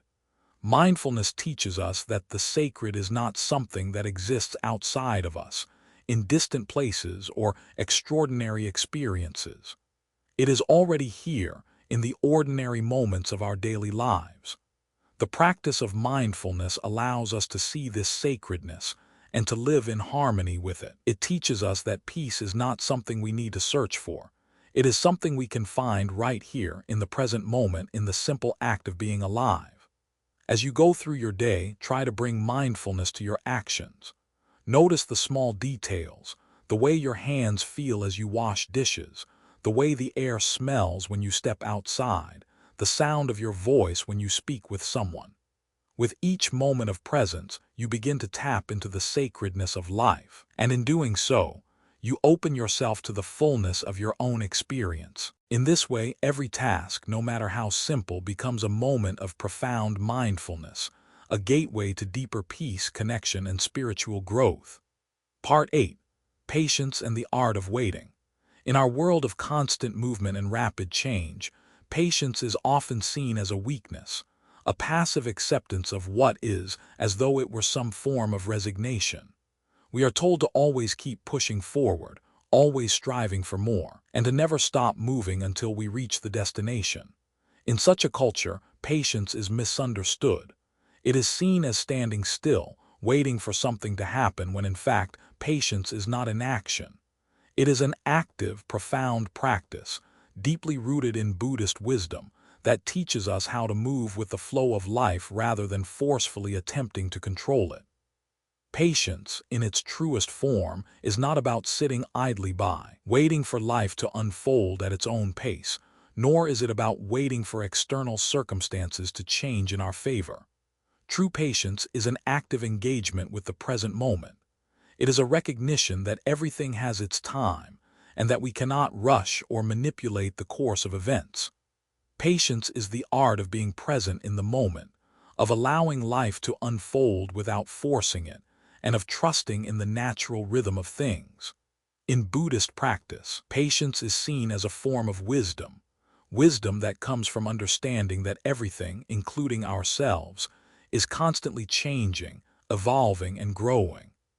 The wisdom of waiting lies in the understanding that time, in its infinite unfolding, is not something we can control. We are often conditioned to think that our lives should progress in a linear fashion, that we should move from one accomplishment to the next, always progressing toward a defined goal. But life does not always adhere to this timeline. There are moments when we are required to wait, whether for clarity, for change, or for opportunities to arise. These moments of waiting are not times of stagnation. They are sacred moments of preparation, reflection, and inner growth. In Buddhism, there is a deep respect for the process of waiting. We learn that waiting is not a sign of weakness, nor is it something to be avoided. Instead, it is an essential part of spiritual growth. Waiting teaches us patience with ourselves and with the world around us. It teaches us to trust in the unfolding of life, to surrender the need to control outcomes, and to accept that some things take time. This concept of waiting is not simply about being passive or resigned. It is about being fully present while the process is unfolding. It is the recognition that sometimes the best action is no action at all. In waiting, we give space for clarity to emerge, for ideas to form, and for our hearts to open. The moments of pause in life are not wasted. They are necessary steps toward transformation. When we learn to embrace the waiting periods in our lives, we shift our perception of time. We stop seeing it as a linear race where each moment must be filled with action or progress. Instead, we begin to view time as a living entity, full of pauses and rhythms that are just as important as the moments of action. These pauses are not empty. They are full of potential. They are moments where we can listen to ourselves, reflect on our journey, and prepare for the next step. Waiting for clarity is one of the most profound forms of patience. There are times in life when we face uncertainty, when we don't know which path to take, or when the answers we seek seem just out of reach. It can be tempting to rush into decisions, to act impulsively in order to feel like we are moving forward. But in those moments of uncertainty, true wisdom lies in waiting. Waiting allows us to clear our minds, to reflect, and to align ourselves with our deepest values and desires. It gives us the space to see things more clearly, to understand the bigger picture, and to make choices that are in harmony with our true selves. Similarly, waiting for change is an essential part of personal growth. We often want immediate results. We want to see the fruits of our efforts right away. But change, both internal and external, takes time. In the process of waiting for change to unfold, we learn to be patient with ourselves. We learn that growth is not always linear, and that sometimes it happens slowly, in small increments that we may not even notice until later. The waiting periods are often the moments when the most significant shifts are happening within us, even if we cannot see them yet.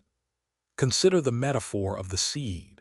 A seed must wait in the earth before it can sprout, and during that waiting period, it undergoes a quiet transformation. The roots grow deep into the soil, drawing in nourishment, preparing for the day when the seed will finally break through the ground. But if we try to rush the process, if we dig up the seed to check on its progress, we disrupt the natural unfolding of its growth. In the same way, our own growth and transformation require patience. We must allow ourselves time to deepen, to reflect, and to evolve, trusting that the process is happening even when we can't see it. Learning to be at peace in the pause is a profound lesson in trust. It is a lesson in letting go of the need for control. We live in a world where we are taught to make things happen, to push for what we want, and to never stop until we reach our goals. But true peace comes when we learn to surrender the need to control every outcome.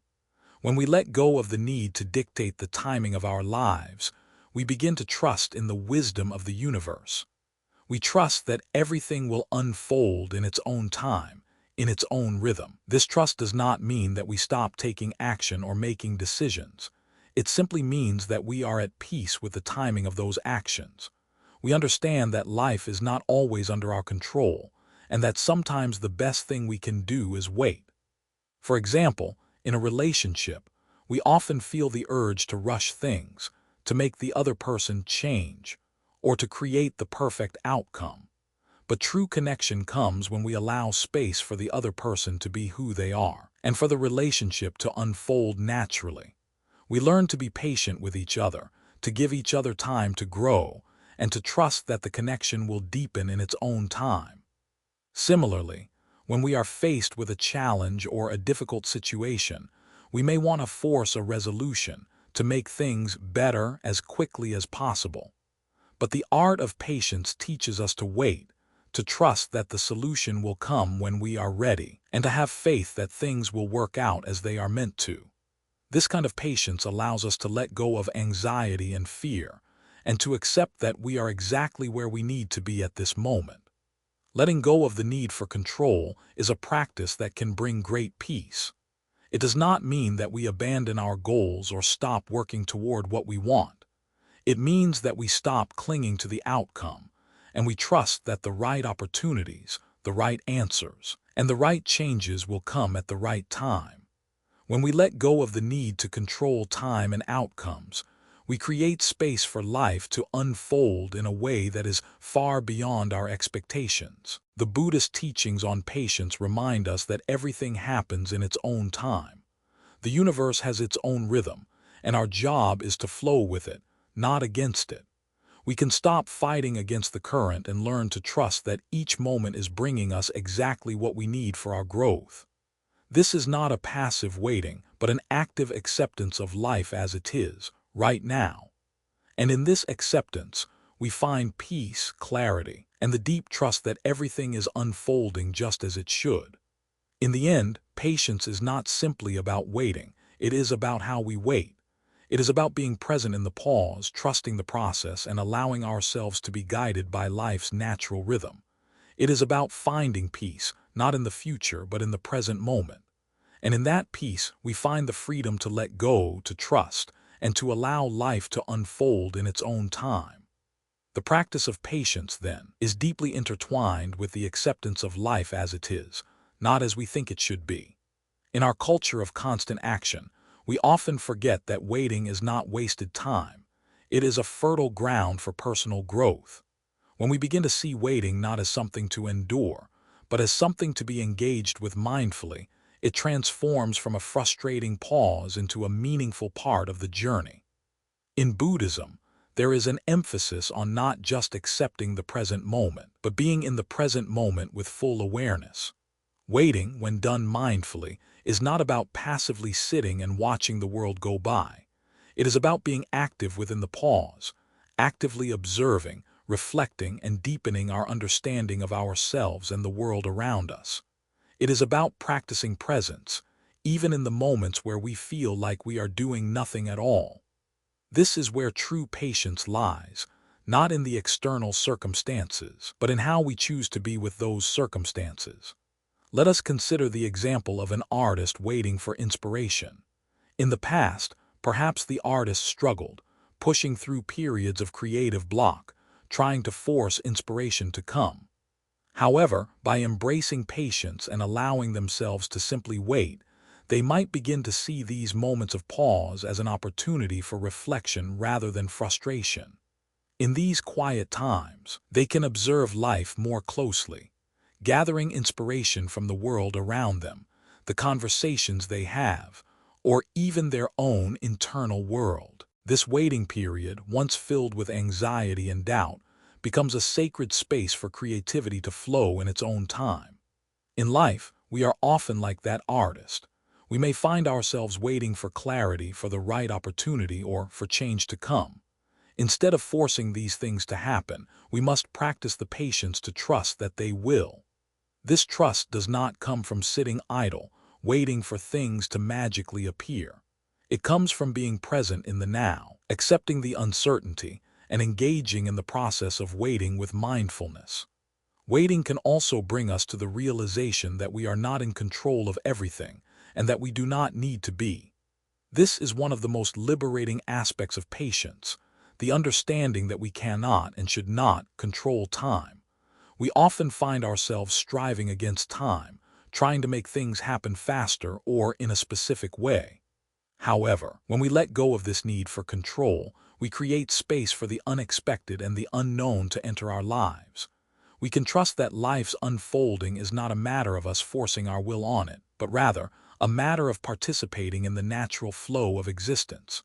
Think of the example of waiting for a flower to bloom. It doesn't bloom because it is pushed, rushed, or forced. It blooms because the conditions are right, and it trusts the timing of nature. In the same way, we, too, must trust in the timing of our lives. The waiting periods, often seen as times of stagnation or lack, are actually periods of growth and preparation. They allow us to settle into who we are becoming and to align ourselves with the forces of change that are already at work. These periods of waiting provide us with the necessary space to become the person we need to be for the opportunities that will come in the future. Furthermore, the practice of waiting with patience often leads us to an unexpected sense of inner peace. When we relinquish the pressure to hurry or force, we stop fighting against the natural course of life. We allow ourselves to be in the moment and experience it fully, without the constant distraction of what's next. This peace comes from knowing that we are exactly where we need to be, even if we don't fully understand why at this moment. In this peace, we find clarity, because when we stop grasping for the future, we can clearly see what is right in front of us. There are many stories of individuals who have transformed their lives by embracing the wisdom of patience. One such story is that of a young woman who struggled with her career. She had big dreams, but every time she took a step forward, something would set her back. She became frustrated, feeling like she wasn't moving fast enough or achieving the success she so desperately desired. But after some time, she decided to stop fighting against the delays, the rejections, and the obstacles. Instead of pushing forward with frustration, she allowed herself to take a step back and reflect. During this period of waiting, she realized that her true purpose wasn't about achieving external recognition, but about creating meaningful connections, learning, and growing.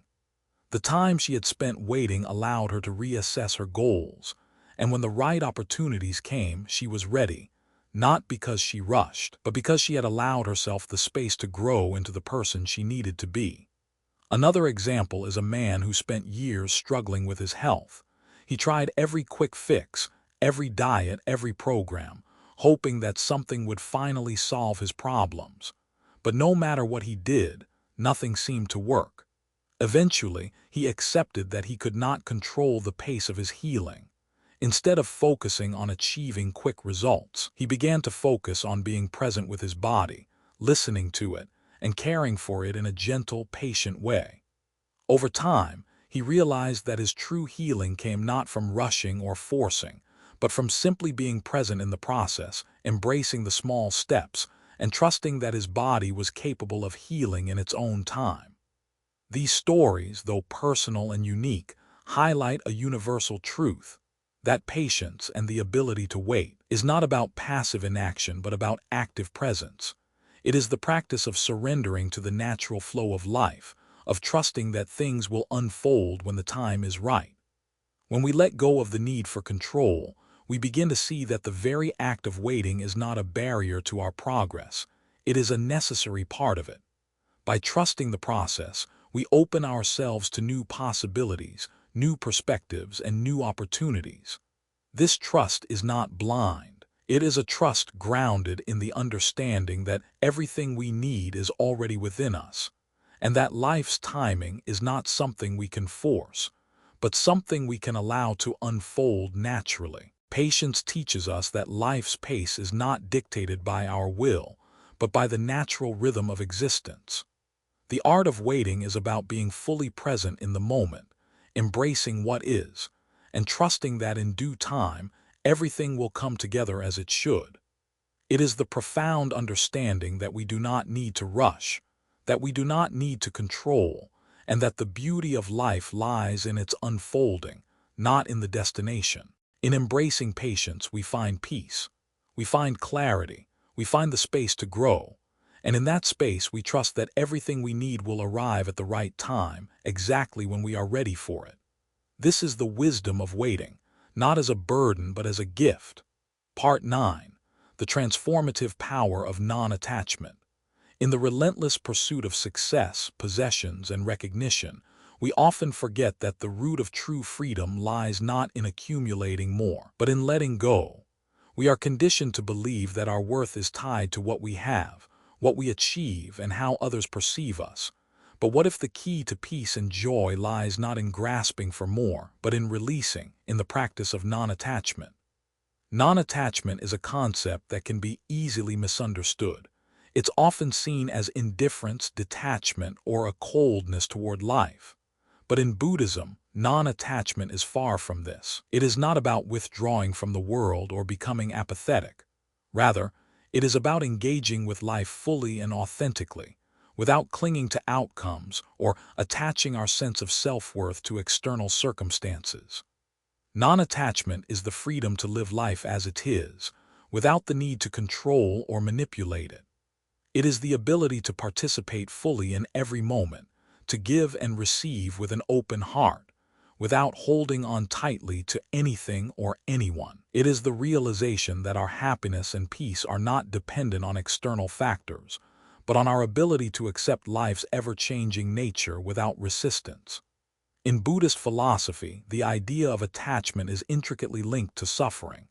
When we attach ourselves to anything, be it material possessions, relationships, achievements, or even our own self-image, we create a sense of ownership and expectation. This attachment leads to a desire to hold on to things, to prevent them from changing or slipping away. And when these things inevitably change, when we lose what we thought we owned, or when things don't go the way we planned, we experience pain, disappointment, and fear. This is the nature of attachment. It is inherently fragile and temporary, and it binds us to a constant cycle of longing and loss. Non-attachment, in contrast, offers a liberating alternative. It invites us to experience life fully, without clinging to any specific outcome.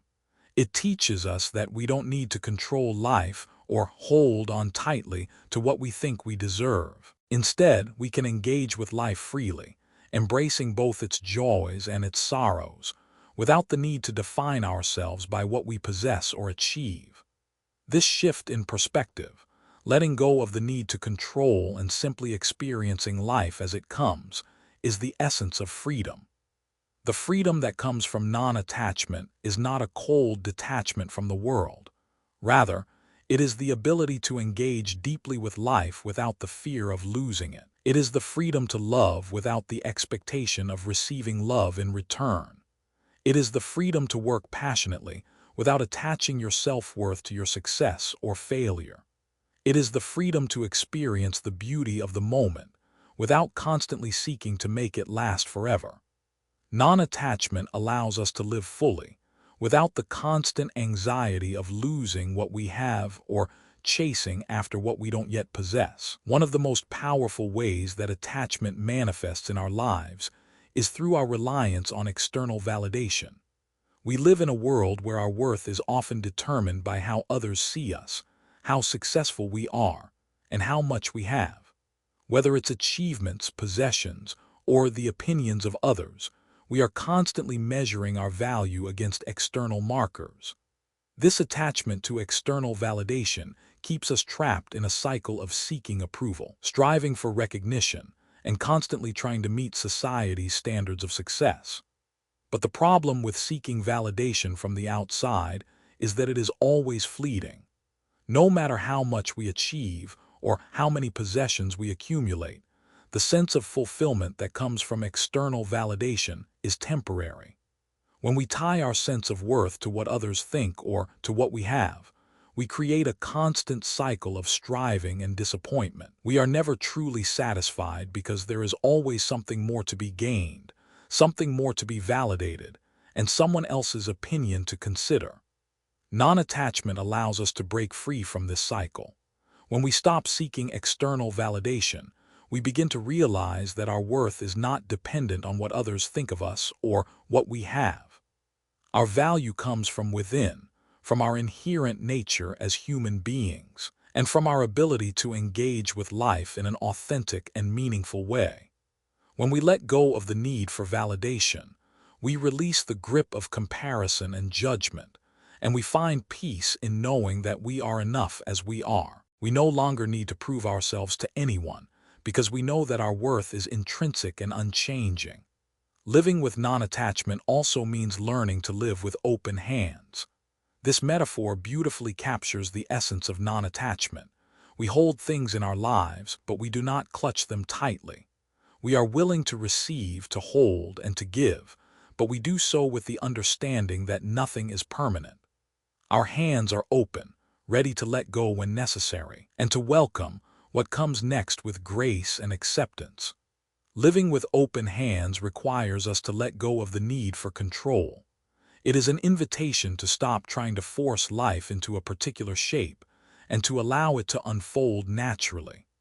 It means accepting that we cannot control every outcome, that things will change, and that sometimes we must let go of what we thought we needed in order to make room for what life is offering us. The more we practice living with open hands, the more we realize that we are not defined by what we possess or what we lose. We are defined by our ability to engage with life freely, without the burden of attachment. When we live with open hands, we also become more attuned to the transient nature of life. We recognize that all things, our relationships, our possessions, our experiences, are impermanent. And instead of clinging to them in fear of loss, we learn to appreciate them fully in the moment. We cherish the time we have with loved ones, knowing that it is fleeting. We savor the beauty of nature, understanding that it will change with the seasons. We enjoy the present moment, free from the need to hold on to it. In this way, non-attachment teaches us to live more fully in the present, appreciating each moment as it is. The joy of release is a deeply transformative aspect of non-attachment. When we let go of the need to control, of the desire to possess, and of the longing for external validation, we experience a profound sense of freedom. The act of releasing, of letting go, creates space for peace and joy to enter our lives. This release is not about abandoning our goals or our dreams. It is about releasing our attachment to the outcomes, to the need for things to be a certain way. When we let go of these attachments, we free ourselves from the anxiety of striving and from the fear of losing what we have. People who have embraced non-attachment often speak of the freedom and peace they have found through detachment. One such person, a man who had spent much of his life chasing success and material wealth, shared how his journey of release transformed his life. For years, he had tied his self-worth to his career, to his status, and to his possessions. But when he began to practice non-attachment, he realized that his value did not lie in these things. As he let go of his attachment to success and the need for external validation, he discovered a deep sense of inner peace and contentment. He no longer felt the constant pressure to prove himself. He learned to live with open hands, to accept the impermanence of life, and to find joy in the simple things. Another woman who had been in a toxic relationship for years found freedom through non-attachment. She had clung to the idea of the relationship, believing that she needed it to feel whole. But when she finally let go of her attachment to the relationship, she discovered that she could be whole on her own. She learned to release the need to control the outcome and allowed herself to move on. In doing so, she found peace, joy, and a deeper sense of self-love. These stories reflect the power of non-attachment, the power to let go, to release, and to live freely. When we stop clinging to what we cannot control, we open ourselves to a life of peace, joy, and acceptance. We learn that our worth does not come from what we have or what we achieve, but from our ability to live authentically, to be present, and to trust in the flow of life. Non-attachment is not about detachment from life. It is about engaging with life fully, without the burden of attachment to outcomes, and finding freedom in the process. When we release attachment, we stop being slaves to the outcomes of our actions. Instead, we engage with life wholeheartedly, without fear of the future or regret for the past. This shift in perspective is liberating, because it frees us from the emotional turmoil that arises from clinging to something that is ultimately fleeting. The truth is that everything in life, every person, every experience, every possession, is impermanent. To hold on too tightly to any of these things only creates suffering when they inevitably change or slip away. Non-attachment allows us to embrace the impermanence of life with grace. We stop clinging to our past identities, the things that we thought defined us, and the people who we believed we couldn't live without. Instead, we learn to flow with life, to adjust to its rhythms without resistance, and to cherish the moments without trying to freeze them. In this way, non-attachment teaches us to appreciate the present moment for what it is, beautiful, fleeting, and full of potential, without the weight of expectation or the burden of clinging to what we believe we deserve. Living with non-attachment doesn't mean we stop loving or caring deeply for others. Quite the opposite. It allows us to love more freely without the fear of loss. When we attach ourselves to others with expectations, we risk straining the relationship by imposing conditions. If we love someone only because they fulfill a specific need or meet certain expectations, our love becomes transactional, conditional, and fragile. But when we love without attachment, we allow our relationships to flourish freely, without suffocating the other person or ourselves with expectations of what the relationship should be. Love becomes an expression of genuine care and connection, free from the fear of loss or change. For example, think about a parent who loves their child. If that love is rooted in attachment, if the parent feels that their worth and identity depend on the success or behavior of their child, the love becomes conditional.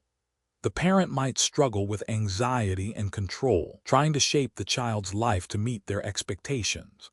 But when love is not attached to an outcome, when the parent loves without the need to control or possess the child's path, it becomes a nurturing and accepting force. It's love based on deep connection, rather than on external validation or expectations. The joy of release through non-attachment also manifests in our relationship with material possessions. In a society that prizes accumulation and consumption, it can be difficult to let go of the desire for more.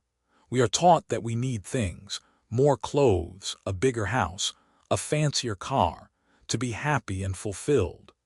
But when we practice non-attachment to material possessions, we find a deeper sense of satisfaction and peace. We begin to see that our happiness is not determined by what we own or what we can accumulate, but by our ability to appreciate what we already have. This doesn't mean that we should reject all material possessions or stop pursuing goals. It means that we can cultivate an attitude of gratitude and contentment for what we have in the present moment. By releasing our attachment to things, we can enjoy them without allowing them to define us.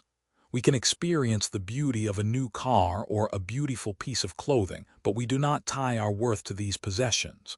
We are free to enjoy them without becoming dependent on them for our sense of self.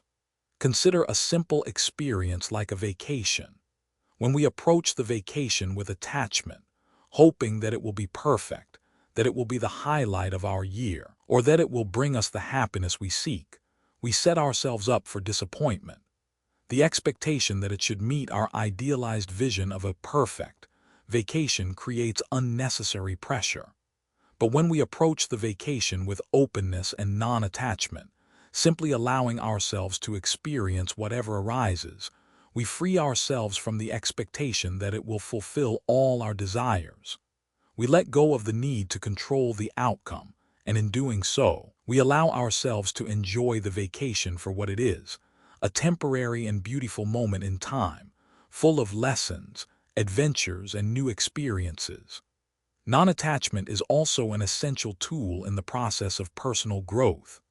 As we evolve and change, we often find that parts of ourselves that we once identified with no longer serve us.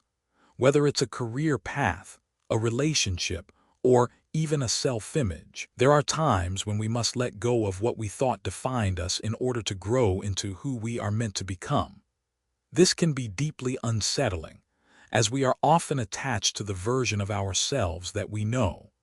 We fear losing who we are, but in reality, the true self is always evolving, shedding old skins and becoming more fully aligned with our purpose. A powerful example of this can be seen in the lives of people who undergo dramatic life changes, whether it be a shift in career, a move to a new city, or a change in their personal relationships. At first, the process of letting go of their old identity can feel painful. But those who practice non-attachment can learn to embrace the unknown, trusting that this transformation is leading them toward a deeper understanding of themselves and a more authentic expression of who they are meant to be. They realize that attachment to the past prevents them from moving forward and prevents them from experiencing the full spectrum of life. This is where the joy of release truly lies. When we are willing to let go, we create space for something new to enter our lives. We create room for new experiences, new opportunities, and new relationships to emerge. By releasing our attachments, we give ourselves the freedom to live authentically, without the weight of past expectations or the burden of future fears. We allow life to unfold as it should, knowing that we are free to experience each moment without clinging to it. The act of letting go is not just about releasing what we no longer need. It is also about creating the freedom to fully experience what we have in the present. In Buddhist thought, letting go is about breaking free from the illusion that we can control life's outcomes. It's about surrendering the idea that we must always hold on, whether it's to our material possessions, our personal identities, or our relationships. In this surrender, we find a deeper peace, one that arises not from attachment to things or outcomes, but from a deep acceptance of life as it is. In the end, non-attachment is not about rejecting the world or its pleasures. It is about fully engaging with life, knowing that nothing is permanent and releasing the need to control or possess. It is about experiencing life in all its fullness, without clinging to it, and finding peace in knowing that we are enough, just as we are, with or without the things we think we need. When we learn to live without attachment, we not only free ourselves from the burden of expectations, but we also open ourselves to a deeper connection with the world around us. We learn to live with open hands, to embrace life fully, and to release what no longer serves us. And in doing so, we discover the true joy that comes from letting go, joy that is not tied to possessions or achievements, but to the simple act of being. Part 10. Conclusion: Trusting the path and embracing your journey. As we reach the culmination of this journey together, it's time to revisit the central message that has guided us throughout this exploration. You are exactly where you need to be. It's a message that may feel like a whisper at first, too simple or even too easy to truly accept. But in truth, it is one of the most profound realizations we can have. Your life, with all its twists, turns, delays, and moments of doubt, is unfolding exactly as it should. Even when it doesn't look like what you expected, it is perfect in its imperfection, in its unfolding, and in its timing. We live in a world that tells us to constantly push forward, to chase after the next thing, to always be striving for more. But in the process, we often lose sight of the truth that is right in front of us. Life is not a race. There is no ultimate finish line where we will finally be content, fulfilled, or at peace. We are not meant to reach a destination. Instead, the journey itself is the goal. Every step we take, no matter how small, brings us closer to the life we are meant to live. The path you are on right now, whether it is one of joy, sorrow, uncertainty, or calm, is precisely the one you are meant to walk. It's easy to get caught up in the idea that there's something we should be doing differently, that if only we had made different choices, our lives would be different. But the truth is, there is no other path but the one you are on. Every moment, every decision, every experience has led you to this point. And right now, you are exactly where you are meant to be. Embracing this path as it is means accepting both the beauty and the challenges it brings. It means understanding that the struggles, the setbacks, and the detours are not obstacles, but necessary parts of your journey.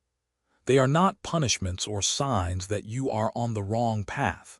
They are lessons, opportunities for growth, and invitations to deepen your understanding of yourself and the world around you. Buddhism teaches us that life is a constant unfolding.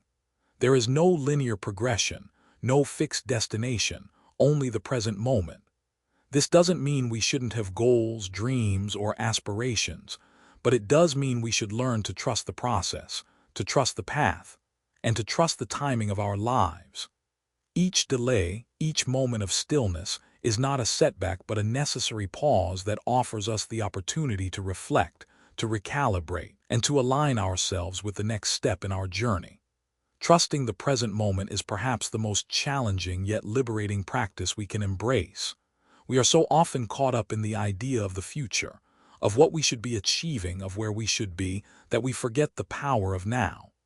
But the present moment, when fully embraced, holds within it everything we need.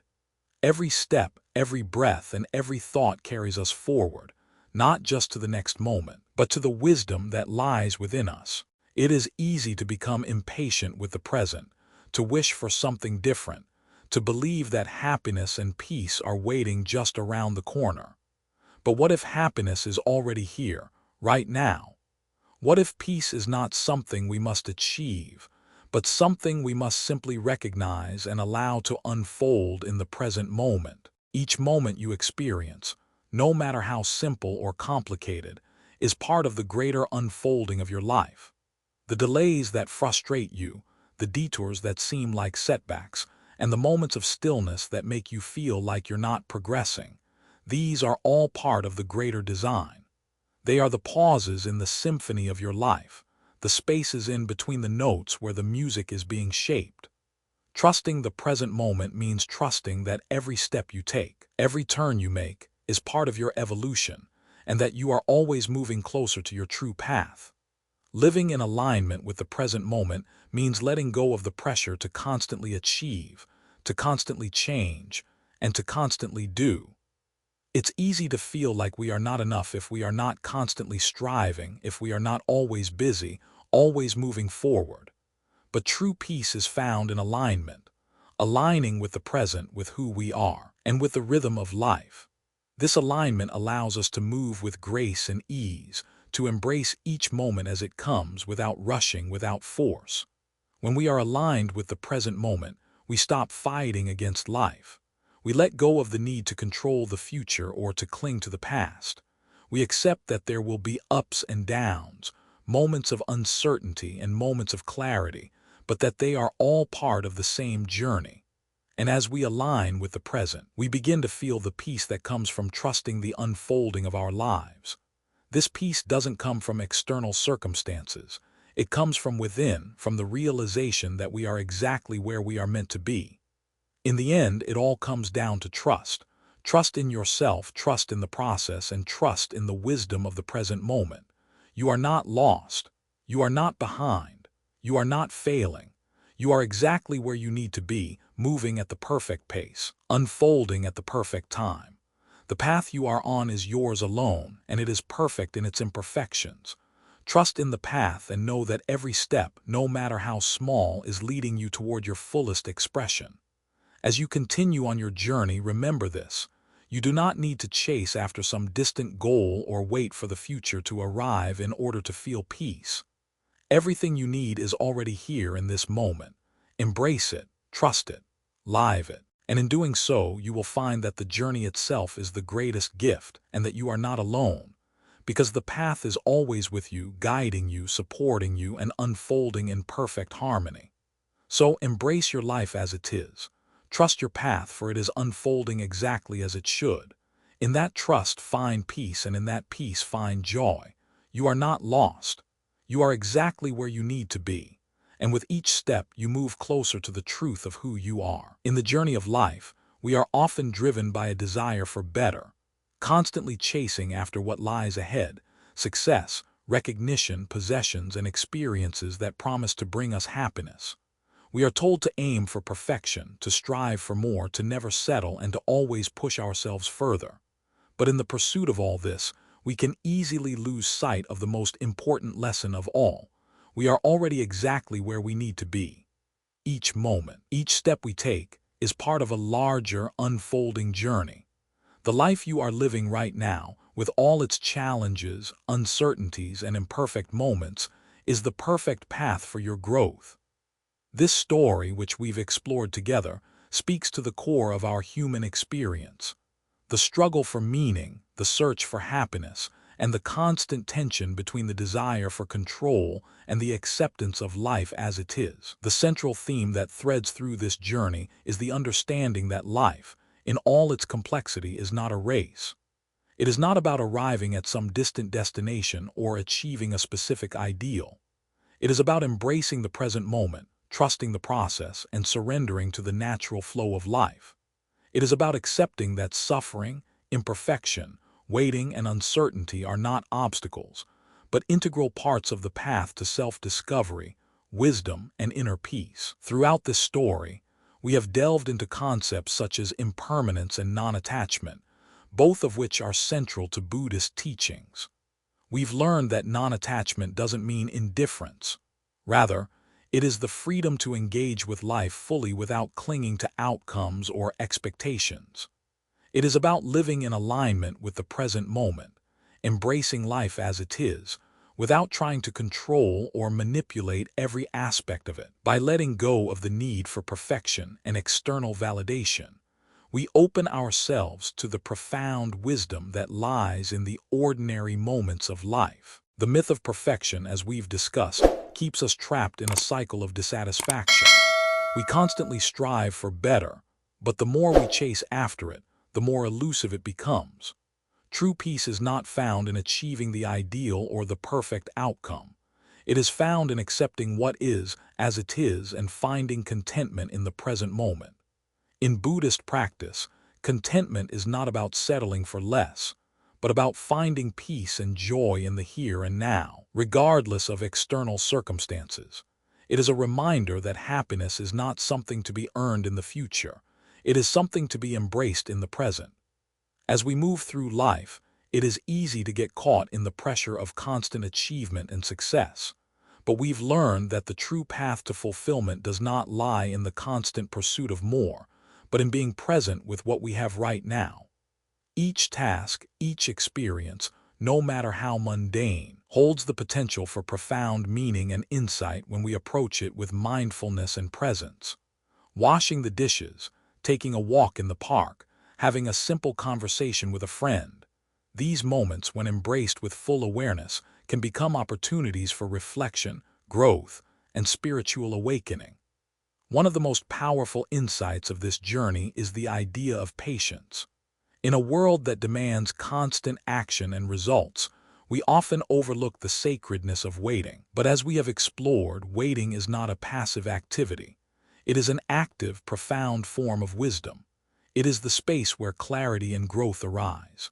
By embracing patience, we learn to trust the timing of our lives, letting go of the need to rush or force outcomes. We come to understand that every step, every delay, and every moment of stillness is part of the greater unfolding of our life's path. Suffering, too, plays a critical role in our awakening. Far from being an obstacle to our peace, suffering is a teacher. It brings us face to face with the parts of ourselves that we need to confront, and it offers us the opportunity to transform. Through suffering, we learn the art of non-resistance, of accepting life as it comes without fighting against it. It is in this acceptance that we find true freedom, the freedom to let go of the need to control, to force, or to manipulate life, and instead to live in harmony with it. The journey we've taken through these teachings has shown us that we are not behind in life. We are exactly where we need to be. Every step we take, every moment of stillness, every challenge we face is part of the greater process of our growth and transformation. Our path is unfolding perfectly, even if it doesn't look like what we expected. Trusting this process, embracing the present moment, and releasing the need for control are the keys to unlocking true peace and happiness. So, what can we take away from this story? The lesson is simple. Trust the path you are on, embrace the present moment, and let go of the need for perfection, control, and external validation. Your life, with all its twists and turns, its ups and downs, is exactly as it should be. The peace and contentment you seek are not found in a distant future, but in the here and now. By practicing mindfulness, patience, non-attachment, and acceptance, you can learn to live fully in the present, to embrace your imperfections, and to trust the wisdom of your journey. Now, I would love to hear your thoughts. How has your perspective on your own life and journey changed after reflecting on these teachings? How do you approach the idea of letting go, of embracing patience, or of finding peace in the present moment? I encourage you to share your experiences and insights in the comments section below. Your perspective could inspire others and help create a deeper conversation about living a life of peace, presence, and contentment. Lastly, if you found value in this content and feel inspired to continue on this journey of mindfulness and self-discovery, please take a moment to subscribe to our channel. Your support helps us continue to create more meaningful and transformative content, and we are deeply grateful for your presence. Thank you for being a part of this community, and remember, you are exactly where you need to be. Embrace the journey, trust the process, and live fully in each moment.